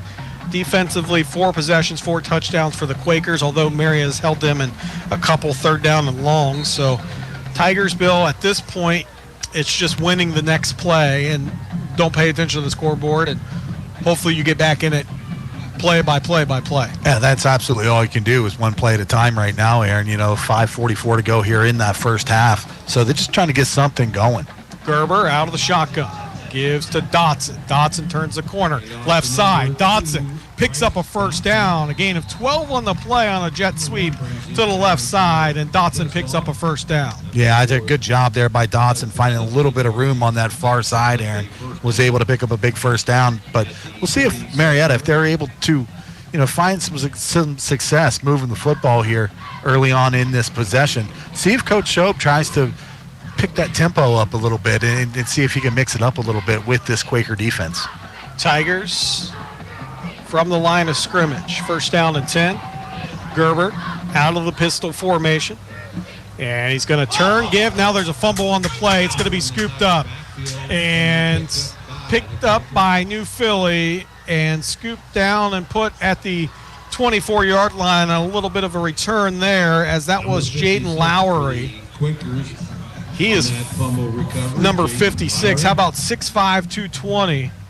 And Bill, just a little miscommunication between quarterback and running back on the read, and a fumble is going to put New Philly in great field position. 1st and 10 from the Tiger 25. Yeah, I tell you, Aaron, you really got to think about this Tiger team, though. I mean, these are really young group of guys. We talked about New Philly being young. You're right. I mean, this is a Tiger team that started 9 sophomores and 1 freshman in the scrimmage. So, I mean, these guys are still trying to figure it out together, still trying to get those reps in, get a repetition going, some familiarity with one another, and, they'll get it. They'll get it eventually. 2 wide receivers to the left, single receiver up top to the right. Tesloff's going to look to throw. Out of the shotgun, heaves it down the right side, and that was too easy. Touchdown. Wow, he finds his brother, Connor Tesloff, in the end zone. And that was a pretty football and a beautiful catch. And a touchdown for New Philly, 34-0 with the point after attempt pending. Yeah, nice pitch and catch right there by the Quakers, as he just knew where his guy was going to be, waited for it. He had time to get rid of the football. Good protection up front, and he laid that ball right on the money. Curtis Tesloff to Connor Tesloff for a touchdown. And Bill?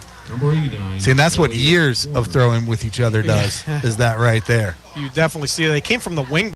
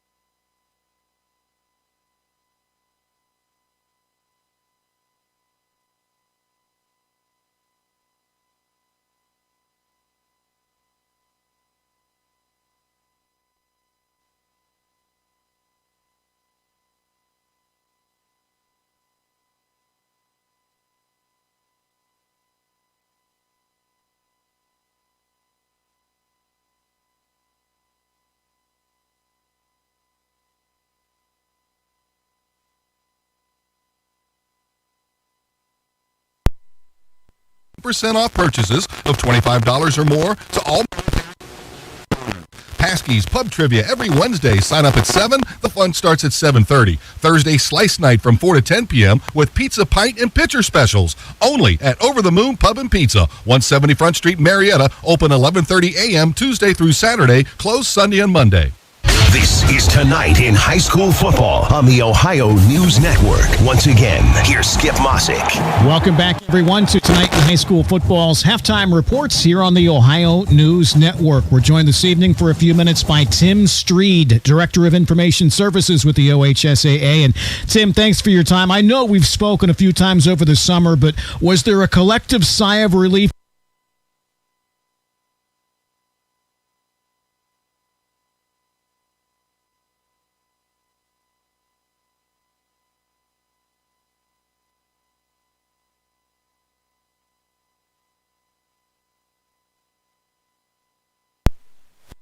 Time last year. Thinking last year, teams started practicing and we didn't know yet if we'd even have a season. So we're in a lot better position this year. Big sigh of relief. We're not completely out of the woods yet. We will still have, I'm sure, some games that are canceled this year because of the virus. In fact, there's a couple this weekend that are not going to be played. So we're still dealing with it. We still encourage all of our schools and teams to be safe, but we're just glad we're playing football. And speaking of which, lots of exciting changes to the high school season this year. Let's begin, Tim, with the expanded playoffs. I know not everybody's happy, but you're never going to make everybody happy anyways. Take us through how the process came about for the expanded playoffs and the benefits that provides. Sure. Well, the biggest thing that I keep saying over and over again is when you expand a playoff or a tournament system in any way, nothing about that is bad for student athletes. Nothing is bad about having more participation opportunities for kids. So I always want to say that first. And you're right, some people like a smaller playoff field. Sure, I understand. That's tradition that only a few get in. The OHSA has wanted to expand the number of teams that get in. A year ago, we were dealing with a situation where we didn't know if we'd have a season. We were told we had to shorten the season, so we could not use the computer ratings. So we just said, hey, everybody's in. Last year, every school got into the playoffs that wanted to. And the feedback we received from that was just so positive. It was the thing that a lot of our schools and communities needed last year. We were already going to expand the playoffs to 12 schools per region. So we just made it 16. Initially, it was going to be top 12 per region get in, with the top 4 getting a bye. Well, now those top 4 just don't get a bye. So now there's 6 weeks of the playoffs. There's no byes. The top 16 in every region get in. You still do have to win your way in. Everyone does not get in the playoffs. You're right. Some people are not happy about the expansion, but I think what it boils down to is the playoffs are still special.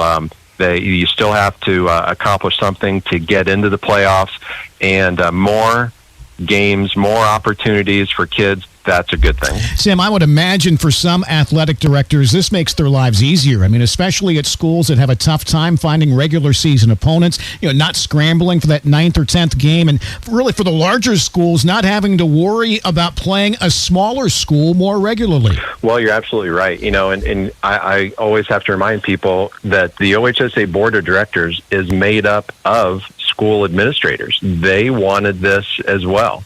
And especially, some of the larger and more successful high schools a lot of times struggle with filling in some of their non-league games because other schools don't want to play them. Because if you lose that game, then you might not make the playoffs.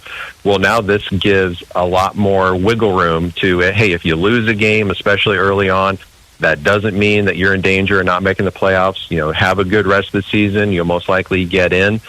So that certainly helps with scheduling. And the other thing it helps with, too, is, we have a handful of schools that are medium-sized schools in a small school conference. So even if that medium-sized school goes 8-2 or 9-1, if they're playing all smaller schools, they may not get enough points to get into the playoffs in their mid-sized school region. Well, this really helps with that now. If you are a mid-sized school even if you are playing mainly smaller schools, you should still get enough points to get in. Tim Streed with the OHSAA. Tim, as always, we appreciate your time. Here's to a great season, okay? Sounds good, Skip. Thanks a lot. And we'll be right back on the Ohio News Network. Some people believe their kids don't need to go to the dentist because baby teeth don't matter, since they'll eventually fall out. Dr. David Kimberly, president of the Ohio Dental Association, is here to tell us more. Actually, baby teeth are very important for your child's health and development. Healthy baby teeth help your child chew, speak, smile, and pay attention in school without the distraction of dental pain. Also, if a baby tooth is lost too early, the permanent teeth can shift into the empty space and make it difficult for the other permanent teeth to come in when they are ready. So it's critical to make an appointment for your child to see a dentist before going back to school. ODA member dentists are located throughout the state, are dedicated to providing the highest quality care, are bound by the highest ethical standards, and obtain superior ongoing education and training. On your next visit, ask if your dentist is a member of the Ohio Dental Association and American Dental Association, so you know you're being treated by the best. To find an ODA dentist in your area, visit associationsadvanceohio.com. Get hot August savings at Pioneer Family Auto in Parkersburg. Upgrade your ride to one of over 700 new Honda, Volkswagen, Mazda, or pre-owned vehicles. Take advantage of hot deals like 0% financing up to 6 years or no payments until October. Plus, we're paying over book value for every trade and vehicles just like yours. Bring your current credit information for guaranteed finance options and your best deal. All roads lead to hot deals. Pioneer Honda, VW, Mazda of Parkersburg or PioneerFamilyAuto.com. Let's qualify CDW for details. At Perry & Associates CPAs, we aren't just in the community, we are of the community. We work with the local colleges to bring interns into our firm and do our best to mold young minds to experience the next phase of life. Perry & Associates believes that if you give young folks a chance and positive directions, they might just stick around, and that benefits the whole community. Perry & Associates, proud to be a part of a growing community. Check us out online at perrycpas.com. Getting that big promotion must feel good. Why not celebrate moving up by moving into a new home? Hi, this is Steve McCarthy with Real Living McCarthy Real Estate, and life is full of those them moments, meaning if I knew them what I know now. Real estate is at the top of the list. Let us help you calculate the money you would spend on paying rent compared to the equity you could build in your own home or condo. We've been at this for more than 60 years, so we've watched a lot of them moments turn into now moments. Real Living McCarthy Real Estate, 318 2nd Street, Marietta. Underall is the land. Own some of it. Prairie Farms Marietta, formerly Broughton Foods, brings a whole new meaning to the term best in class. Proud to be a contributing business in the Mid-Ohio Valley, the Prairie Farms family works hard to provide high-quality dairy products and knows that the hardworking folks of this area deserve nothing but the best. The thought and care that goes into the farm-to-table journey has paid off for Prairie Farms with 31 awards at the World Dairy Expo. No preservatives, no artificial growth hormones. Prairie Farms Marietta, simply the best in class. This is ONN. All right, thanks once again to Tim Streed of the Ohio High School Athletic Association for joining us tonight. Enjoy the second half of your ball game. I'm Skip Mossick on the Ohio News Network. This has been the Ohio Education Association Tonight in High School Football, presented by Beck's Hybrids from the Ohio News Network. At Perry & Associates CPAs, we aren't just in the community, we are of the community. We work with the local colleges to bring interns into our firm and do our best to mold young minds to experience the next phase of life. Perry & Associates believes that if you give young folks a chance and positive directions, they might just stick around, and that benefits the whole community. Perry & Associates, proud to be a part of a growing community. Check us out online at perrycpas.com. Hey, it's football season, and when it comes to big plays, big hits, and big-time players, there's only one Tiger Big Drill of the game. The Tiger Big Drill of the game is made possible by the Fry Dental Group. Sure, they whiten teeth, fix cavities, and make bad teeth better, but make no mistake about it. When it comes Friday night, they get fired up for football. The Tiger Big Drill of the game, brought to you by the Fry Dental Group, 1309 Green Street. Exceptional dentistry for extraordinary smiles. It's time to stock up on Duracell batteries from Apex True Value. Today, pick up a 16-pack of AA or AAA batteries for $12.99. Or grab an 8-pack of C or D batteries or a 4-pack of 9-volt batteries for only $13.99. All provide dependable power and long-lasting performance when you need it. Duracell Duralock technology allows the batteries to stay fresh in the package for 10 years. Shop today for these bargains of the month, along with other stock-up products at great prices while supplies last at Apex True Value. Is it safe to put on our dancing shoes? You better believe it. And Dancing with the Docs Season 5 is set for People's Bank Theater for the evening of October 23rd. A whole new cast of dancing doctors will take to the stage and raise money for Ronald McDonald House charities. With a dentist, a veterinarian, a therapist, a chiropractor, dancing educators, and a surgeon. Oh my! This isn't Halloween early. It's Dancing with the Docs Season 5, October 23rd. Tickets now available at the People's Bank Theater website. Back here at halftime, Aaron Cassidy alongside Bill Parks. So glad that you're joining us on this Friday night as the Tigers, though, here at halftime, a little bit of a struggle in the first half for Marietta. They are trailing 42-0. And if we take a look at some first half statistics real quick, again, our halftime statistics tonight brought to you by Merrill Lynch, office at 294 Front Street in Marietta. Bill Mannix, Kathy Huck, David Treadway, Sandra Crosby understand the values and ideals of our community and can develop a customized financial strategy for retirement, college savings, or the right strategy for what's important to you. Merrill Lynch member FINRA, SIPC. Call 740-568-7860.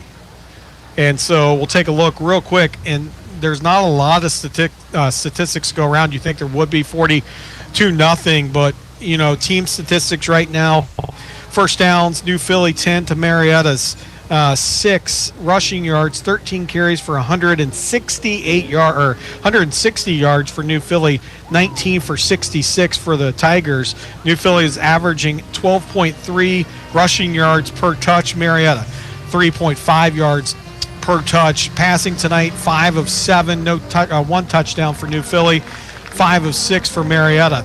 If you take a look at the total yards, 20 plays for 263 yards for the Quakers, 25 for 90 for the Tigers. 2 turnovers for Marietta. Marietta's 3 of 6 on third down.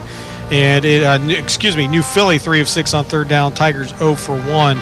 Tigers 0 for 1 also on fourth down conversions. If you take a look at individual statistics for Marietta, it is Donovan Wheeler, 1 catch for no yards, 1 catch and 9 yards for Lars Kelly, 4 of 5 for 11 total yards for Marietta's Gerber. And then leading rusher Bartlett, 5 carries for 25 yards for Marietta. Curtis Tesloff for New Philly's 5 of 7, 103 yards passing.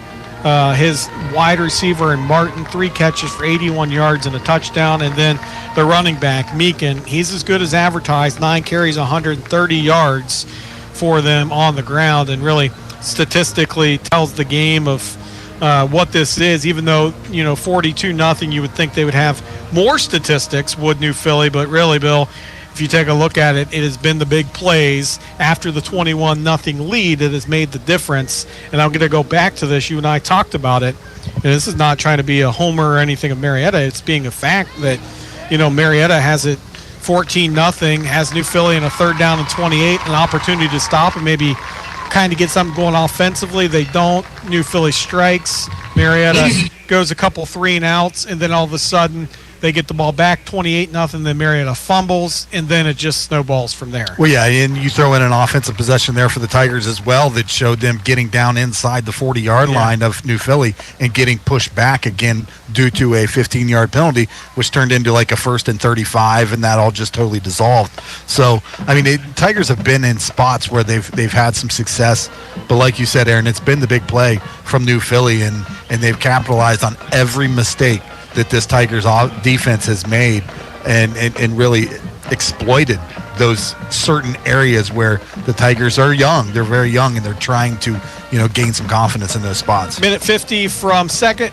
half action. We're going to take a quick timeout, come back on the other side. Marietta, New Philly, second half around the corner. You're listening to the voice of the Tigers.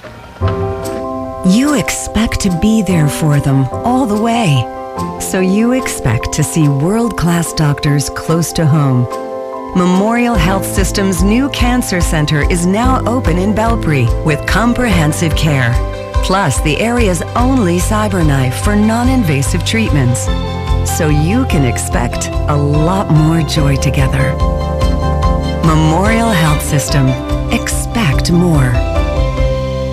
Hey, it's football season, and when it comes to big plays, big hits, and big-time players, there's only one Tiger Big Drill of the game. The Tiger Big Drill of the game is made possible by the Fry Dental Group.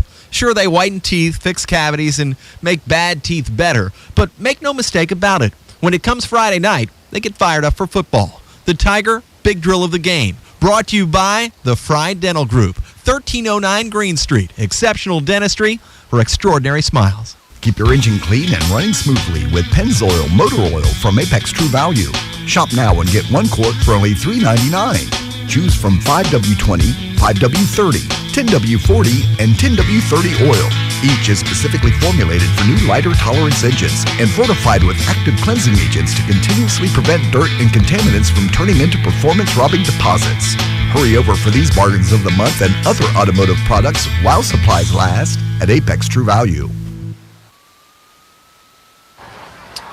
Back here at halftime, just ending halftime. Aaron Cassidy alongside Bill Park. So glad that you're joining us on this Friday night for football. Right now, not in the Tigers' favor. 42-0 in a game that's got away from them a little bit in that first half. They're going to put +3 on the clock to allow the stretching and everything out there. So we have a few minutes here, Bill. And Marietta, again, we talked about what happened in the first half. Now in the second half, we talked, you and I, off air, where you're a young team, super young team, where you have to use this second half now to show your coaches what's this all going to be about. What's the season going to be about? You can trust me, coach. I'm not going to give up on you.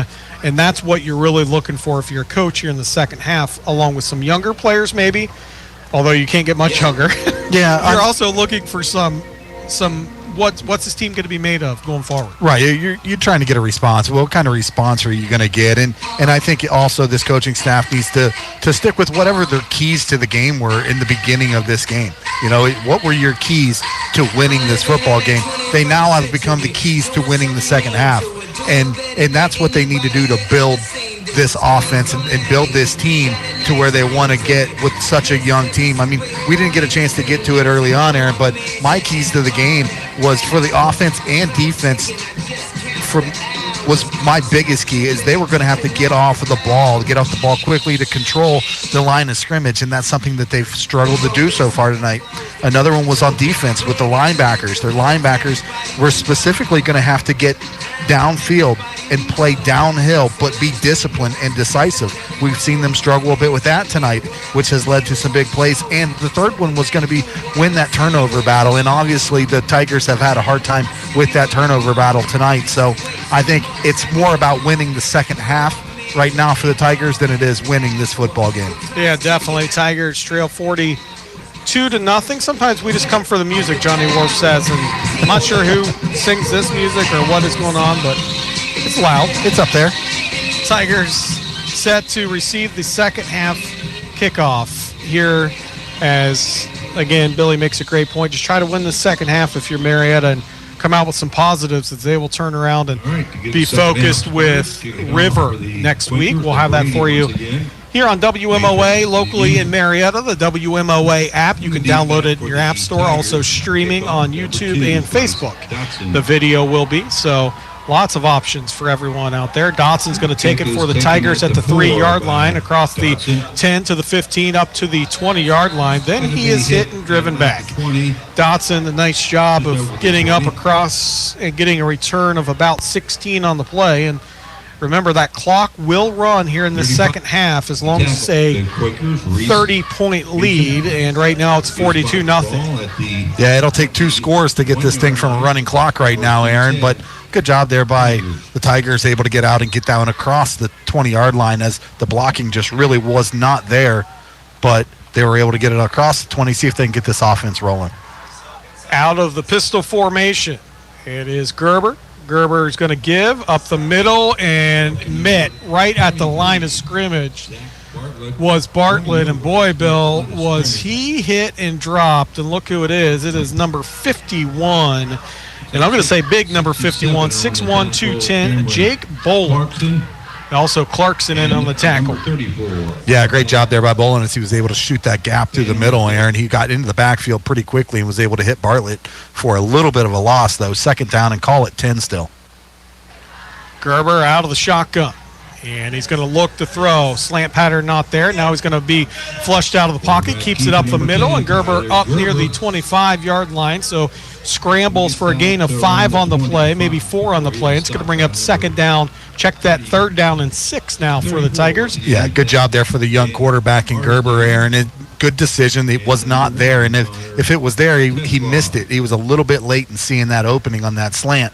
But he didn't try and force the ball in there. He pulled it down, live another play, picked up a little bit. Now 3rd down and 6 here for the Tigers. 10 minutes already, 2 off the clock, so 10 minutes left here in the 3rd quarter. And Gerber's going to throw it. Lars Kelly just in and out of the hands as Gerber was falling backwards under a little bit of pressure, and quarterback, wide receiver not quite on the same page, or if they were, Gerber's throw was impacted by the pressure he faced. 9:40 to go, and the Tigers are going to have to punt this one away. Yeah, it's hard to step into that slant or even that hitch there when you're throwing off your back foot, as Gerber was trying to just create a little bit more room for himself to get rid of the football. But Lars Kelly, a pretty good route over on the far side. He was waiting on the ball, maybe on his back shoulder, Aaron, but with Gerber throwing off the back foot, he had to push it a little bit, and it got out ahead of him. Chavez, punt end over end, going to be taken at the 45-yard line. And out across midfield and in the Tiger territory down to the 41-yard line. The return man is Shawnee Dietz. So, Bill, we'll have to dig a little bit deeper in our rosters here as we'll see some younger players for both the Tigers and New Philly, although both, as we mentioned, you can't get much younger than both of these teams. Yeah, I tell you what, everybody's going to get some much-needed experience here tonight on both sides of the football field, both sides of the ball. It doesn't matter how deep you go in the roster. Everybody is getting well-needed experience here on a Friday night. 2 young players, or 2 young teams, I should say. New Philly, 42-0 on top of the Tigers, already down to 8:50 to go in the 3rd quarter with this running clock. Meekin going to get the carry up down near the 36-yard line. 37 is where they're going to mark them. A gain of 4, maybe, they're going to mark it. So a gain of 4 on the play, 2nd down and 6. Yeah, 2nd down and 6. Pretty good field position here for New Philly as they're across into Marietta territory, Aaron, inside the 40. So kind of opens up the playbook a little bit for him. Player injury, a cramp, it looks like. It's going to give us an opportunity to take a timeout as they take a look at the young man down on the turf. 8:33 to go, 3rd quarter. Tigers trail 42-0 when we come back. Sometimes a little change can make a world of difference. Hi, this is Mike Miller of Honest Fred's Flooring, and I believe that today is a pretty darn good day to open the door to new ideas on flooring. You can always put it off until tomorrow, but that's like saying you're going to stop procrastinating. Starting tomorrow. Let's do it today. Find us in Marietta, Parkersburg, and Spencer. Take a small drive to big savings. HonestFreds.com. 8:33 to go, 3rd quarter. It's a quickly moving clock because it's a continuous clock. Tigers trail 42-0. Anything over 30 points in the second half allows the clock continue to run. It's 2nd down and 7. Player injury, and we're set to go here out of the player injury. 2nd down and 7. New Philly going from right to left. A give on the right side. New running back dances his way up near the 1st down marker. He's still on his feet, working his bean all the way down inside the 25 to the 22-yard line. What a run by Trevor Bean, as it looked like he was bottled up, kept on his feet, and got another 5 or 6, maybe 7 yards after the scrum ensued, and he broke free. Yeah, and a very nice, patient run there by Bean as he went off the right side, off his tackle's right side, and he was able to find the lead blockers out in front. He just kind of slowed up, kind of got in behind him there, settled in, kept the push going, and then once he got contact there, and a great job keeping that arm down, putting a hand down on the field, to stay upright and keep moving that pile. Tesloff out of the shotgun. Give again. Bean, hard runner up near, or down near, I should say, the 20-yard line as he picks up 4 on the play. It'll bring up second down and 6, 7-14 as that clock continues to tick here in the third quarter. 42-0 New Philly on top of the Tigers. Tigers, again, will turn their attention after this game to River next Friday night, 7 o'clock kick, 6:45 pregame here on the radio. 64. Sophomore. You can take us wherever you may be with the WMOA app. The ball on the 20-yard. Of course, locally on the radio here. It's going to be second down. And then the new video stream on Facebook and YouTube this year. We'll have the call over top of it.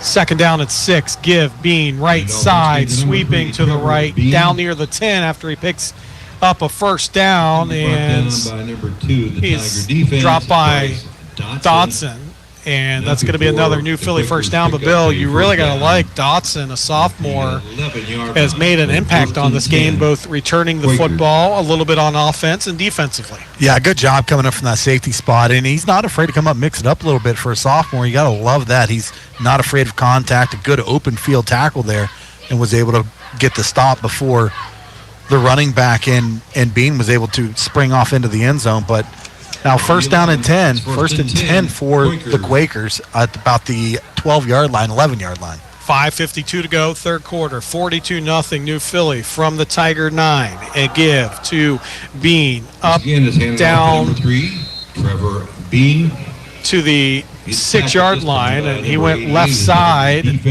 and initially came back up the field and then found like a little sweet play on the left side. Injured Tiger down on the field. Give us another opportunity to catch our breath with 5:32 to go in the third quarter. Tigers trail 42-0. When we come back, you're listening to the voice of the Tigers.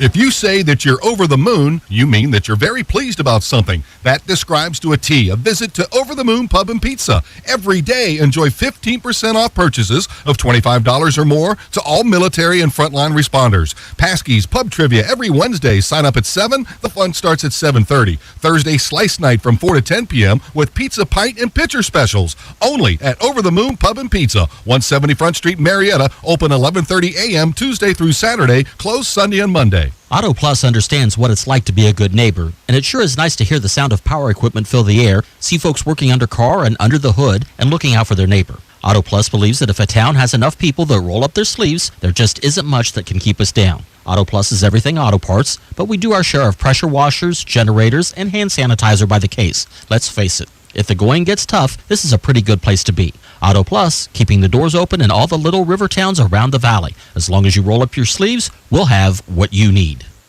5:35 to go here in this third quarter, 42-0. It is Marietta trailing right now, and those watching on the video stream, how about that sunset as it sets here in Marietta? A nice shot of the moon a little bit ago, too. It was a nice little shot. A little soccer match over to our left, Marietta College. What a beautiful soccer facility they have. Those listening online, hopefully we're painting the picture for you the right way, but a beautiful sunset. Second down and 6. 5:30 to go, 42-0, and it's going to bring up a second down and 6 after the Tiger injury. It is Tesloff still in the game at quarterback. Bean, his running back, flanked to his left. 2 wide receivers split to either side. Tesloff going to keep it. No, going to be a carry to Bean. Bean punishes his way down near the goal line and into the end zone for a touchdown. Boy, oh boy, Meekin's good, but how about this running back in Bean as he hit that hole on a sweep play to the right hard, and then he put his shoulder pads down and punched his way into the end zone. Yeah, good job there by Bean as he was trying to find that outside, but it kind of closed down for him. He put a cleat in the ground, though, and got north and south, was able to hit that cutback lane there. Nobody there, a big touchdown again for New Philly as they're expand this one out to 48-0 now over the Tigers. Demuth set to try the extra point. Snap, hold, kick, no good. They were all good, but the kick hits the upright. So timeout on the field, 5:10 to go. New score 48-0. New Philly on top of Marietta. You're listening to the voice of the Tigers. Perry & Associates CPAs knows your business, and they know business taxes. They take the hassle out of your business accounting. Perry & Associates, where professional accountants are solving complex tax problems. They are distinctive in their services and dedicated to you paying the least amount of taxes legally possible. Call Perry & Associates today with 5 convenient locations in Marietta, Vienna, Cambridge, St. Clairsville, and Wheeling. Call Walter J. McCarthy for the best in real estate. Oh, for those of us who've been a part of this community for a long time, that jingle would conjure up some good memories when a real estate guy by the name of Walter J. McCarthy would put in a good day's work, enjoy his family and friends, and figure out a way to do it just a little bit better the next day. This is Steve McCarthy from Real Living McCarthy Real Estate, proud to be a second-generation realtor in my hometown. So if you want to buy or sell, then Walt's the man for you. Real Living McCarthy Real Estate, serving the area since 1957. 10 to go, third quarter. Marietta trails 48-0. Our thanks to the Tiger sponsors this season, McDonald's of Marietta, People's Bank, Apex True Value, Pioneer Family Auto Group, Perry & Associates CPAs. Get to the rest of the Tiger sponsors after this kickoff, as it's going to be driven back to the 13-yard line. Tigers taking it up across the 25-yard line, and the return man there for Marietta was Adam Lightfritz as he gets out to the 25-yard line. Also, our thanks to Real Living McCarthy Real Estate, Fry Dental Group, who's our player of the game sponsor, Memorial Health System, Merrill Lynch, and their statistics sponsorship, Stewart Photography, Prairie Farms Dairy, Marietta, Over the Moon Pizza, Auto Plus, Honest Fred's Flooring, and Warren's IGA. First and 10, Tigers. First down and 10 for the Tigers as they move from left to right on your radio dial, or if you're on the stream, video stream tonight, from left to right as well. As Gerber out of the shotgun, little hitch pattern. Chavez makes the catch at the 34 and gets up to the 36-yard line. So a nice little hitch pattern by Chavez and a nice pitch and catch. Yeah, just a little timing route right there. He's just trying to get the ball out, get it over there, get it out quickly, and allow his guy and Chavez to make a move. But they're able to pick up 5 or 6 on the play there. But Marietta just keeping something going, just keeping that, trying to keep that ball moving. That's a long throw right there, too, for a young quarterback to get it out there. Gain of 6 on the play, 2nd and 4 for the Tigers as they take it from the 35. And it's going to be Bartlett on the right side. Initial push, no good. He falls forward for a gain of 1 on the play. Going to bring up 3rd down and 3 with 3:30 to go here in the third quarter. Aaron Cassidy, Bill Parks, so glad that you're joining us on this Friday night. We're excited to be bringing you Marietta Tiger football all season long on the home of the Tigers, WMOA. And again, we talked about River next week, Athens at home the following week. Come back 3 weeks in a row at home after that. So if you get an opportunity, come down, check out the Tigers. Don't forget your radio, though, if you do. 3:04 to go, and out of the shotgun, a give to Bartlett, and he is going to be hit, but not before he gets 4 on the play, and he's going to be close to a first down. It's going to be real close. Looks like they're going to go ahead and they might have to. They're just going to move the chains. He needed to get to the 40. That nose of the football touches the 40-yard line. 2:42 to go, third quarter. 48-0. Quakers on top of the Tigers in what was a first half that best explained just got away from Marietta.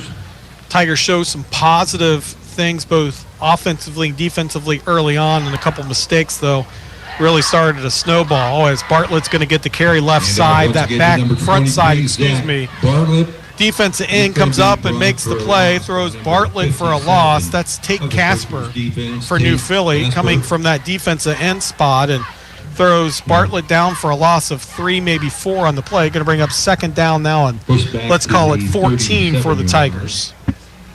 Yeah, 2nd 14, another interesting spot here for the Tigers. A long 2nd down play. Another thing, maybe you get a little bit on tape and see what plays are working right now. Gerber fumbles a little bit of a snap. Now he's going to keep it on the right side, looking throw. Now he's going to tuck it. Gerber is going to be stood up and pushed out of bounds. Somersaults out across the 40-yard line. Does Tyler Gerber, and coming up is Rothrock. Makes the tackle, and that'll bring up 3rd down and 12 after Gerber. Bill tried to cut it back, had a little bit of an edge, and thought he saw a seam, and yeah, good job there. He kept his eyes downfield, though, Aaron. He was looking to get rid of the football. He wanted to throw the football, but downfield. Pretty good coverage by the Quakers. There's really nobody open downfield. Gerber elected not to try and force anything in, just try and make something happen. And his hole closed down. 3rd down and 12. Gerber out of the shotgun, going to look to throw. A little wheel route this right side. It's not there. Gerber scrambles around. Now he's going to keep it up across the 45 to the 46-yard line, and Gerber picks up positive yardage for Marietta. Make it 6 on the play, and that will bring up 4th down and 4. 46 seconds to go in this third quarter. Tigers trail 48-0. Yeah, it looks like Coach Jason Shope's going to keep that offense out there on the field right now in a 4th down situation, a 4th and 4. Why not keep it out there and see what you can move the football? Night sets over the field here at Don-Drum Stadium on a 4th down and 4 for Marietta. Gerber goes with the hard count. They're going to take a look over at the sidelines with 20 on the game clock, and let's see if Coach Shope just doesn't say, we'll wait to the 4th quarter to run this next play. And I think that's exactly what he's going to do as it continues to tick down inside of 10 and to 5, and I'm not going to send it to break yet just in case Coach Shope's quick snaps it, but I don't think he's going to. Yeah, those quarterbacks are. That will do it here at the end of the third quarter. Tigers will be faced with a 4th down and 4, down 48-0 when we return in the 4th quarter. You're listening to the voice of the Tigers. Get hot, hot, hot. August savings now. Pioneer Family Auto in Marietta. Choose from over 700 hot new Chevy, Buick, GMC, Ford, Lincoln, or pre-owned vehicles. Take advantage of hot deals like 0% financing up to 6 years or no payments until October. Plus, we need pre-owned vehicles just like yours. So we're paying over book value for every trade. And regardless of credit history, Pioneer can help you get the car you deserve. All roads lead to Marietta. Pioneer Chevrolet, Pioneer Buick GMC, Family Ford Lincoln, or PioneerFamilyAuto.com. Let's qualify CDW for details. For more than 100 years, the name Broughton has been synonymous with fresh, nutritious, great-tasting, high-quality dairy products. Now as Prairie Farms Marietta, the promise continues.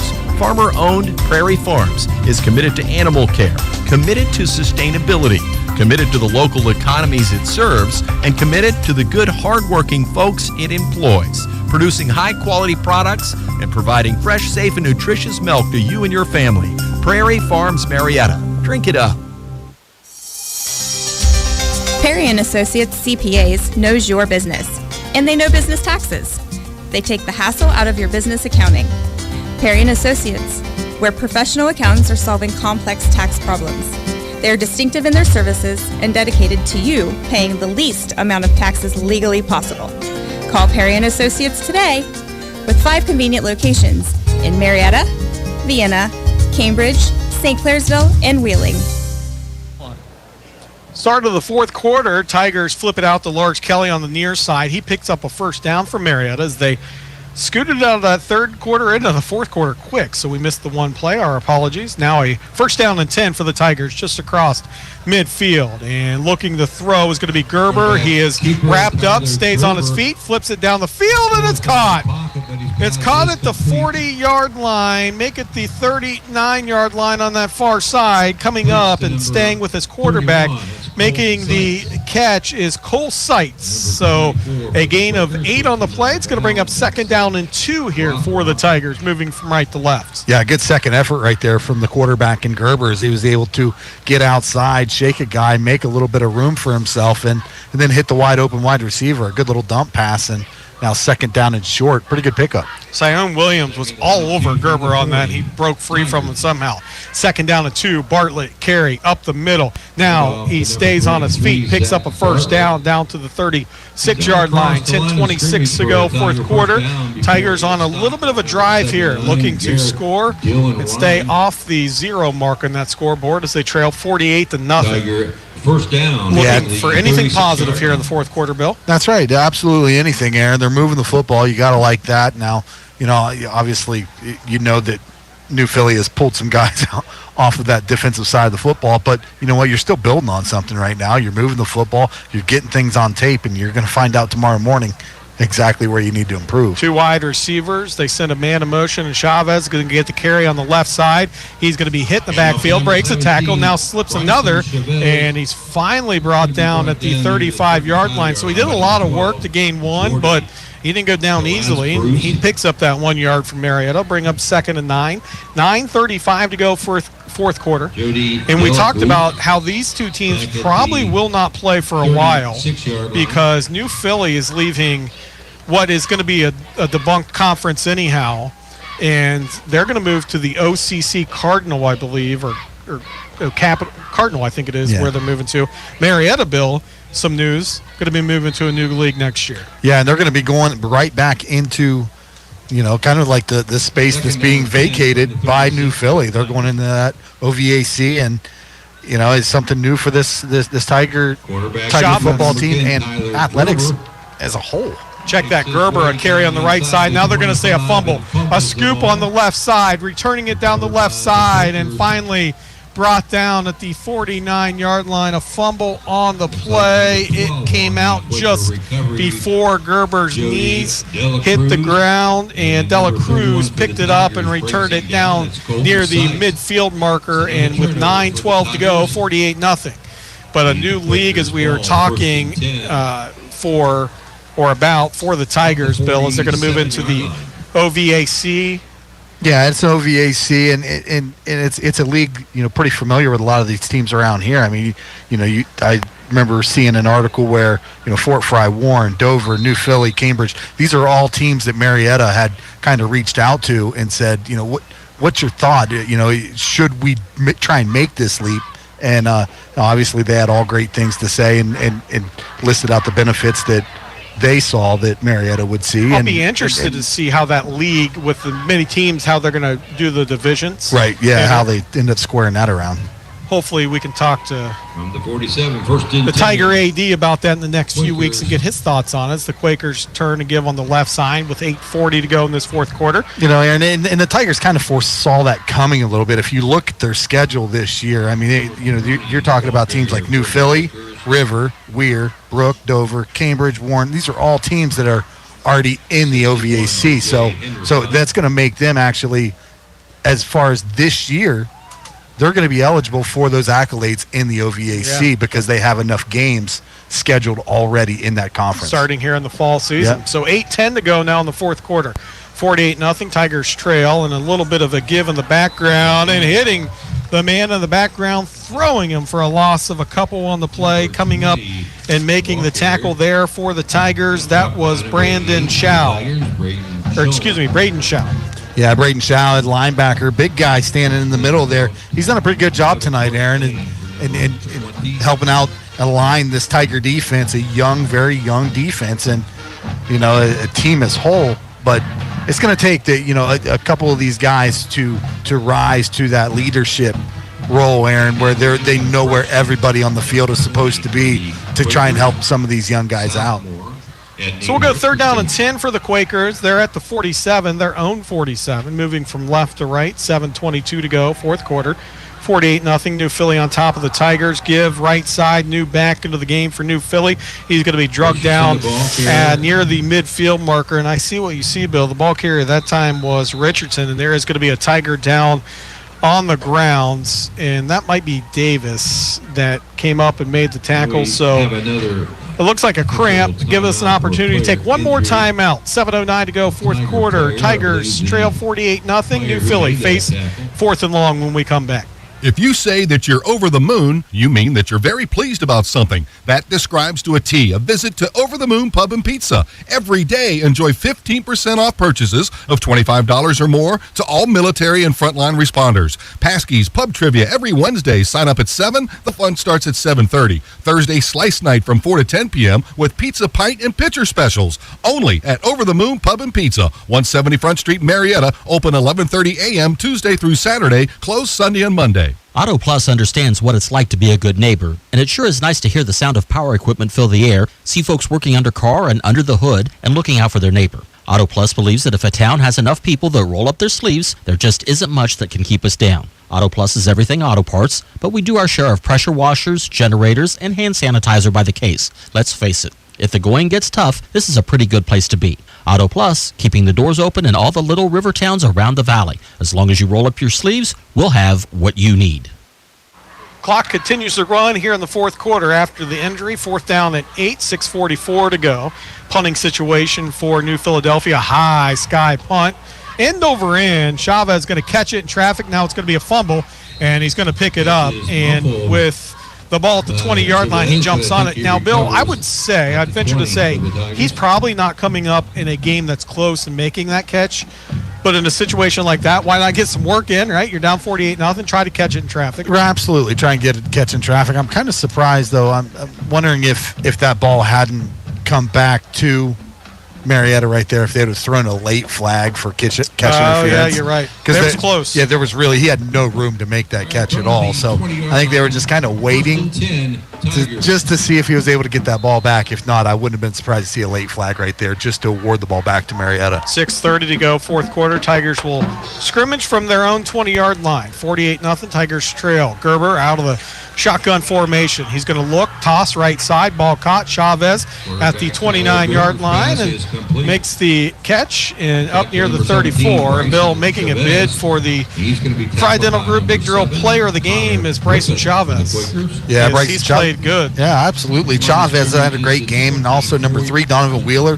Got to throw him in there. He's had a whale of a game as well, Aaron. I mean, the points obviously did not come easy for the Tigers tonight, but there are some bright spots out there that they can really build on. 48-0, 5:50 to go. Marietta just trying to get on the scoreboard here as they scrimmage from their own 24-yard line. Gerber, number 10 on his back, the sophomore, takes a high snap. Now gives left side. That's Bartlett.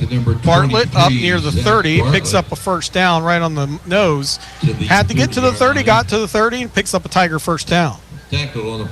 We said earlier in this game, now obviously the second half is not a good measuring stick because very little possessions for Marietta, but Tigers were able to move the ball early in this game. They stalled a drive because of a penalty. First and 10, Tigers.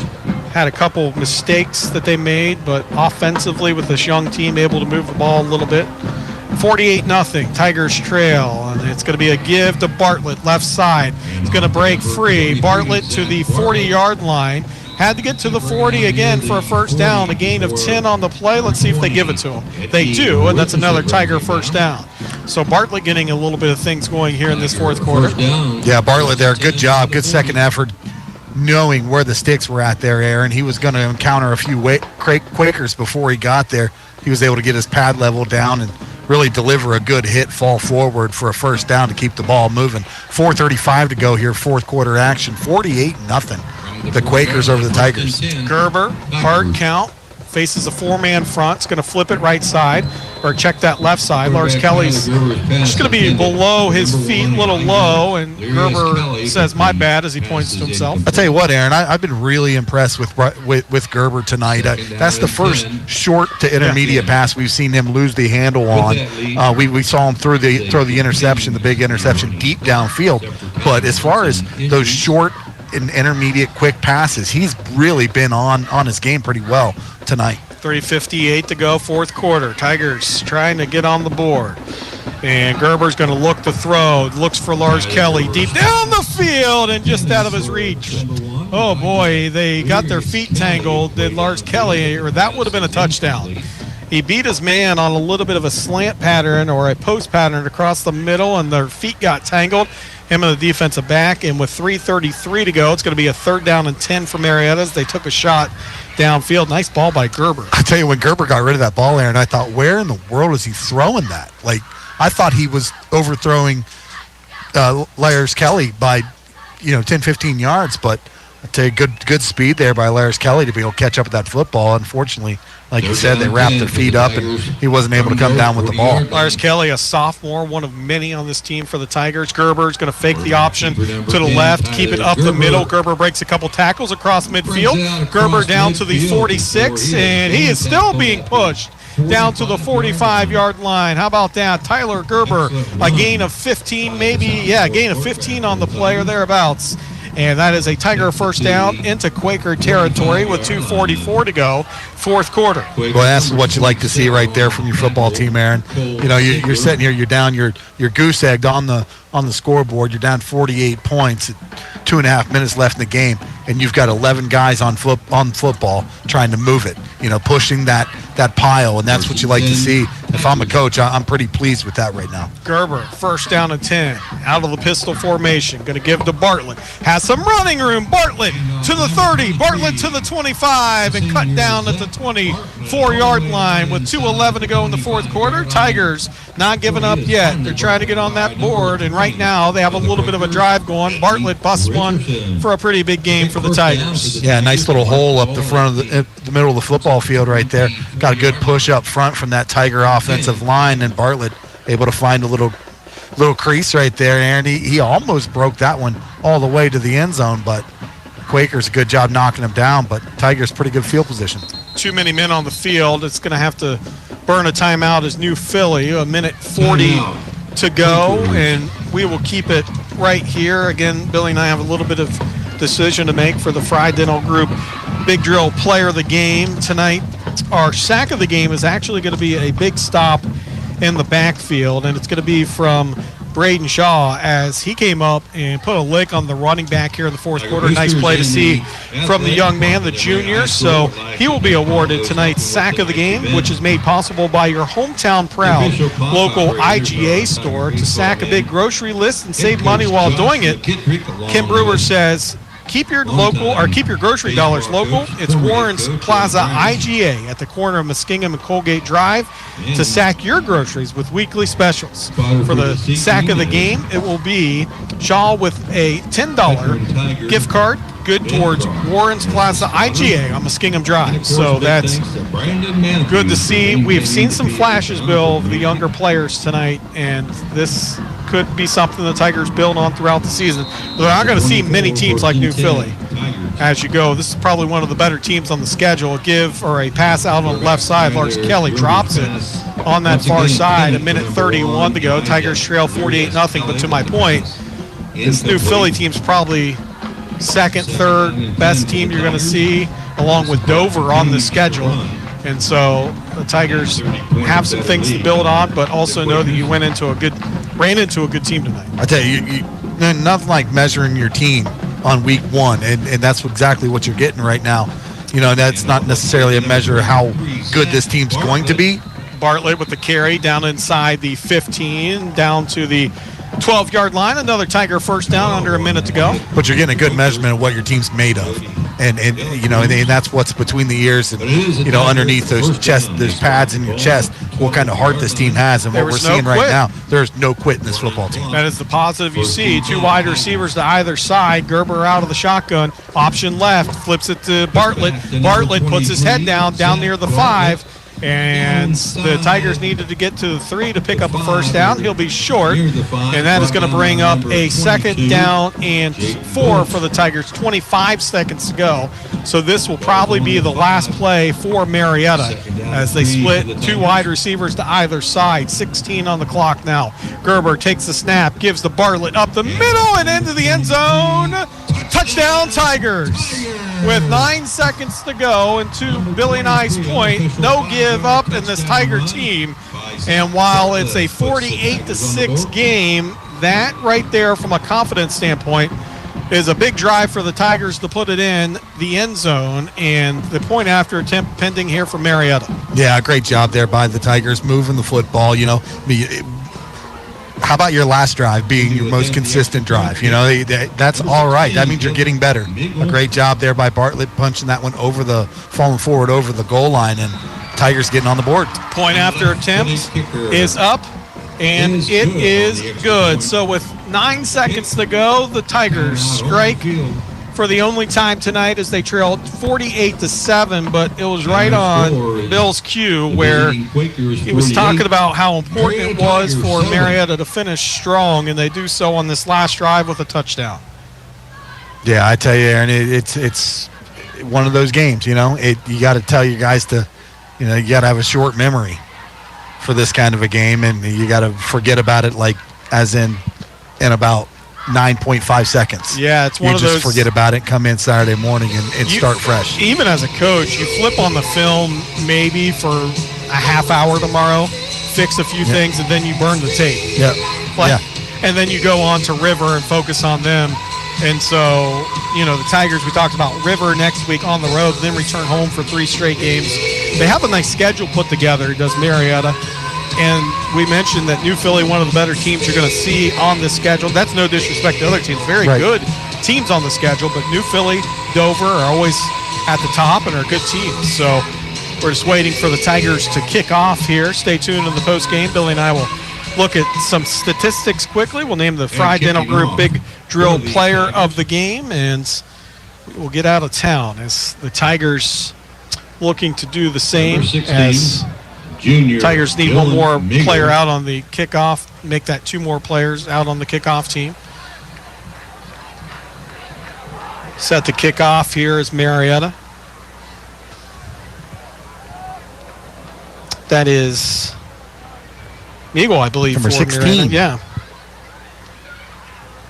Yeah, Dylan Meagle, 5'10". He's a junior.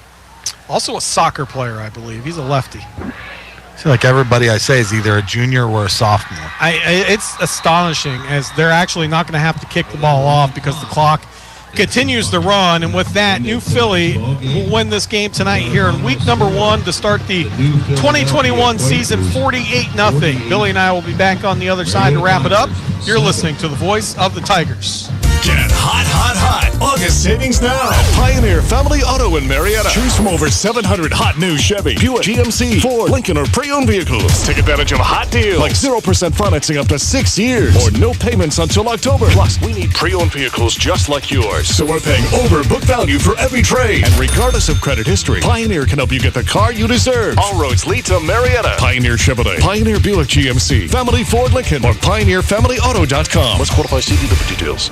For more than 100 years, the name Broughton has been synonymous with fresh, nutritious, great-tasting, high-quality dairy products. Now as Prairie Farms Marietta, the promise continues. Farmer-owned Prairie Farms is committed to animal care, committed to sustainability, committed to the local economies it serves, and committed to the good, hard-working folks it employs, producing high-quality products and providing fresh, safe, and nutritious milk to you and your family. Prairie Farms Marietta. Drink it up. Perry & Associates CPAs knows your business, and they know business taxes. They take the hassle out of your business accounting. Perry & Associates, where professional accountants are solving complex tax problems. They are distinctive in their services and dedicated to you paying the least amount of taxes legally possible. Call Perry & Associates today with 5 convenient locations in Marietta, Vienna, Cambridge, St. Clairsville, and Wheeling. Call Walter J. McCarthy for the best in real estate. Oh, for those of us who've been a part of this community for a long time, that jingle would conjure up some good memories when a real estate guy by the name of Walter J. McCarthy would put in a good day's work, enjoy his family and friends, and figure out a way to do it just a little bit better the next day. This is Steve McCarthy from Real Living McCarthy Real Estate, proud to be a second-generation realtor in my hometown. So if you want to buy or sell, then Walt's the man for you. Real Living McCarthy Real Estate, serving the area since 1957. Back here on the post game, Aaron Cassidy, Bill Parks, 48-7 final tonight as the Tigers fall to New Philadelphia in a game that was back and forth a little bit early on, and then it was 14-0, and then 21-0, and then before we knew it, things were out of hand in the first half. Tigers showed some bright spots early on, very young team, and we mentioned also about playing one of the better teams on their schedule here in week 1, and New Philly showed it, 48-7. New Philadelphia team's going to win some games this year as they're a pretty good team. As the Tigers wrap things up, we're going to look at some statistics here in a second. Our Fry Dental Group Big Drill Player of the Game. We're going to go to Bryson Chavez, Bill, as he had a good game receiving the football. He also was that guy back there receiving some of the punts. And defensively, he showed some spark, too. You had mentioned a couple other guys for the Tigers and Wheeler, and also we were very impressed with Dotson. Chavez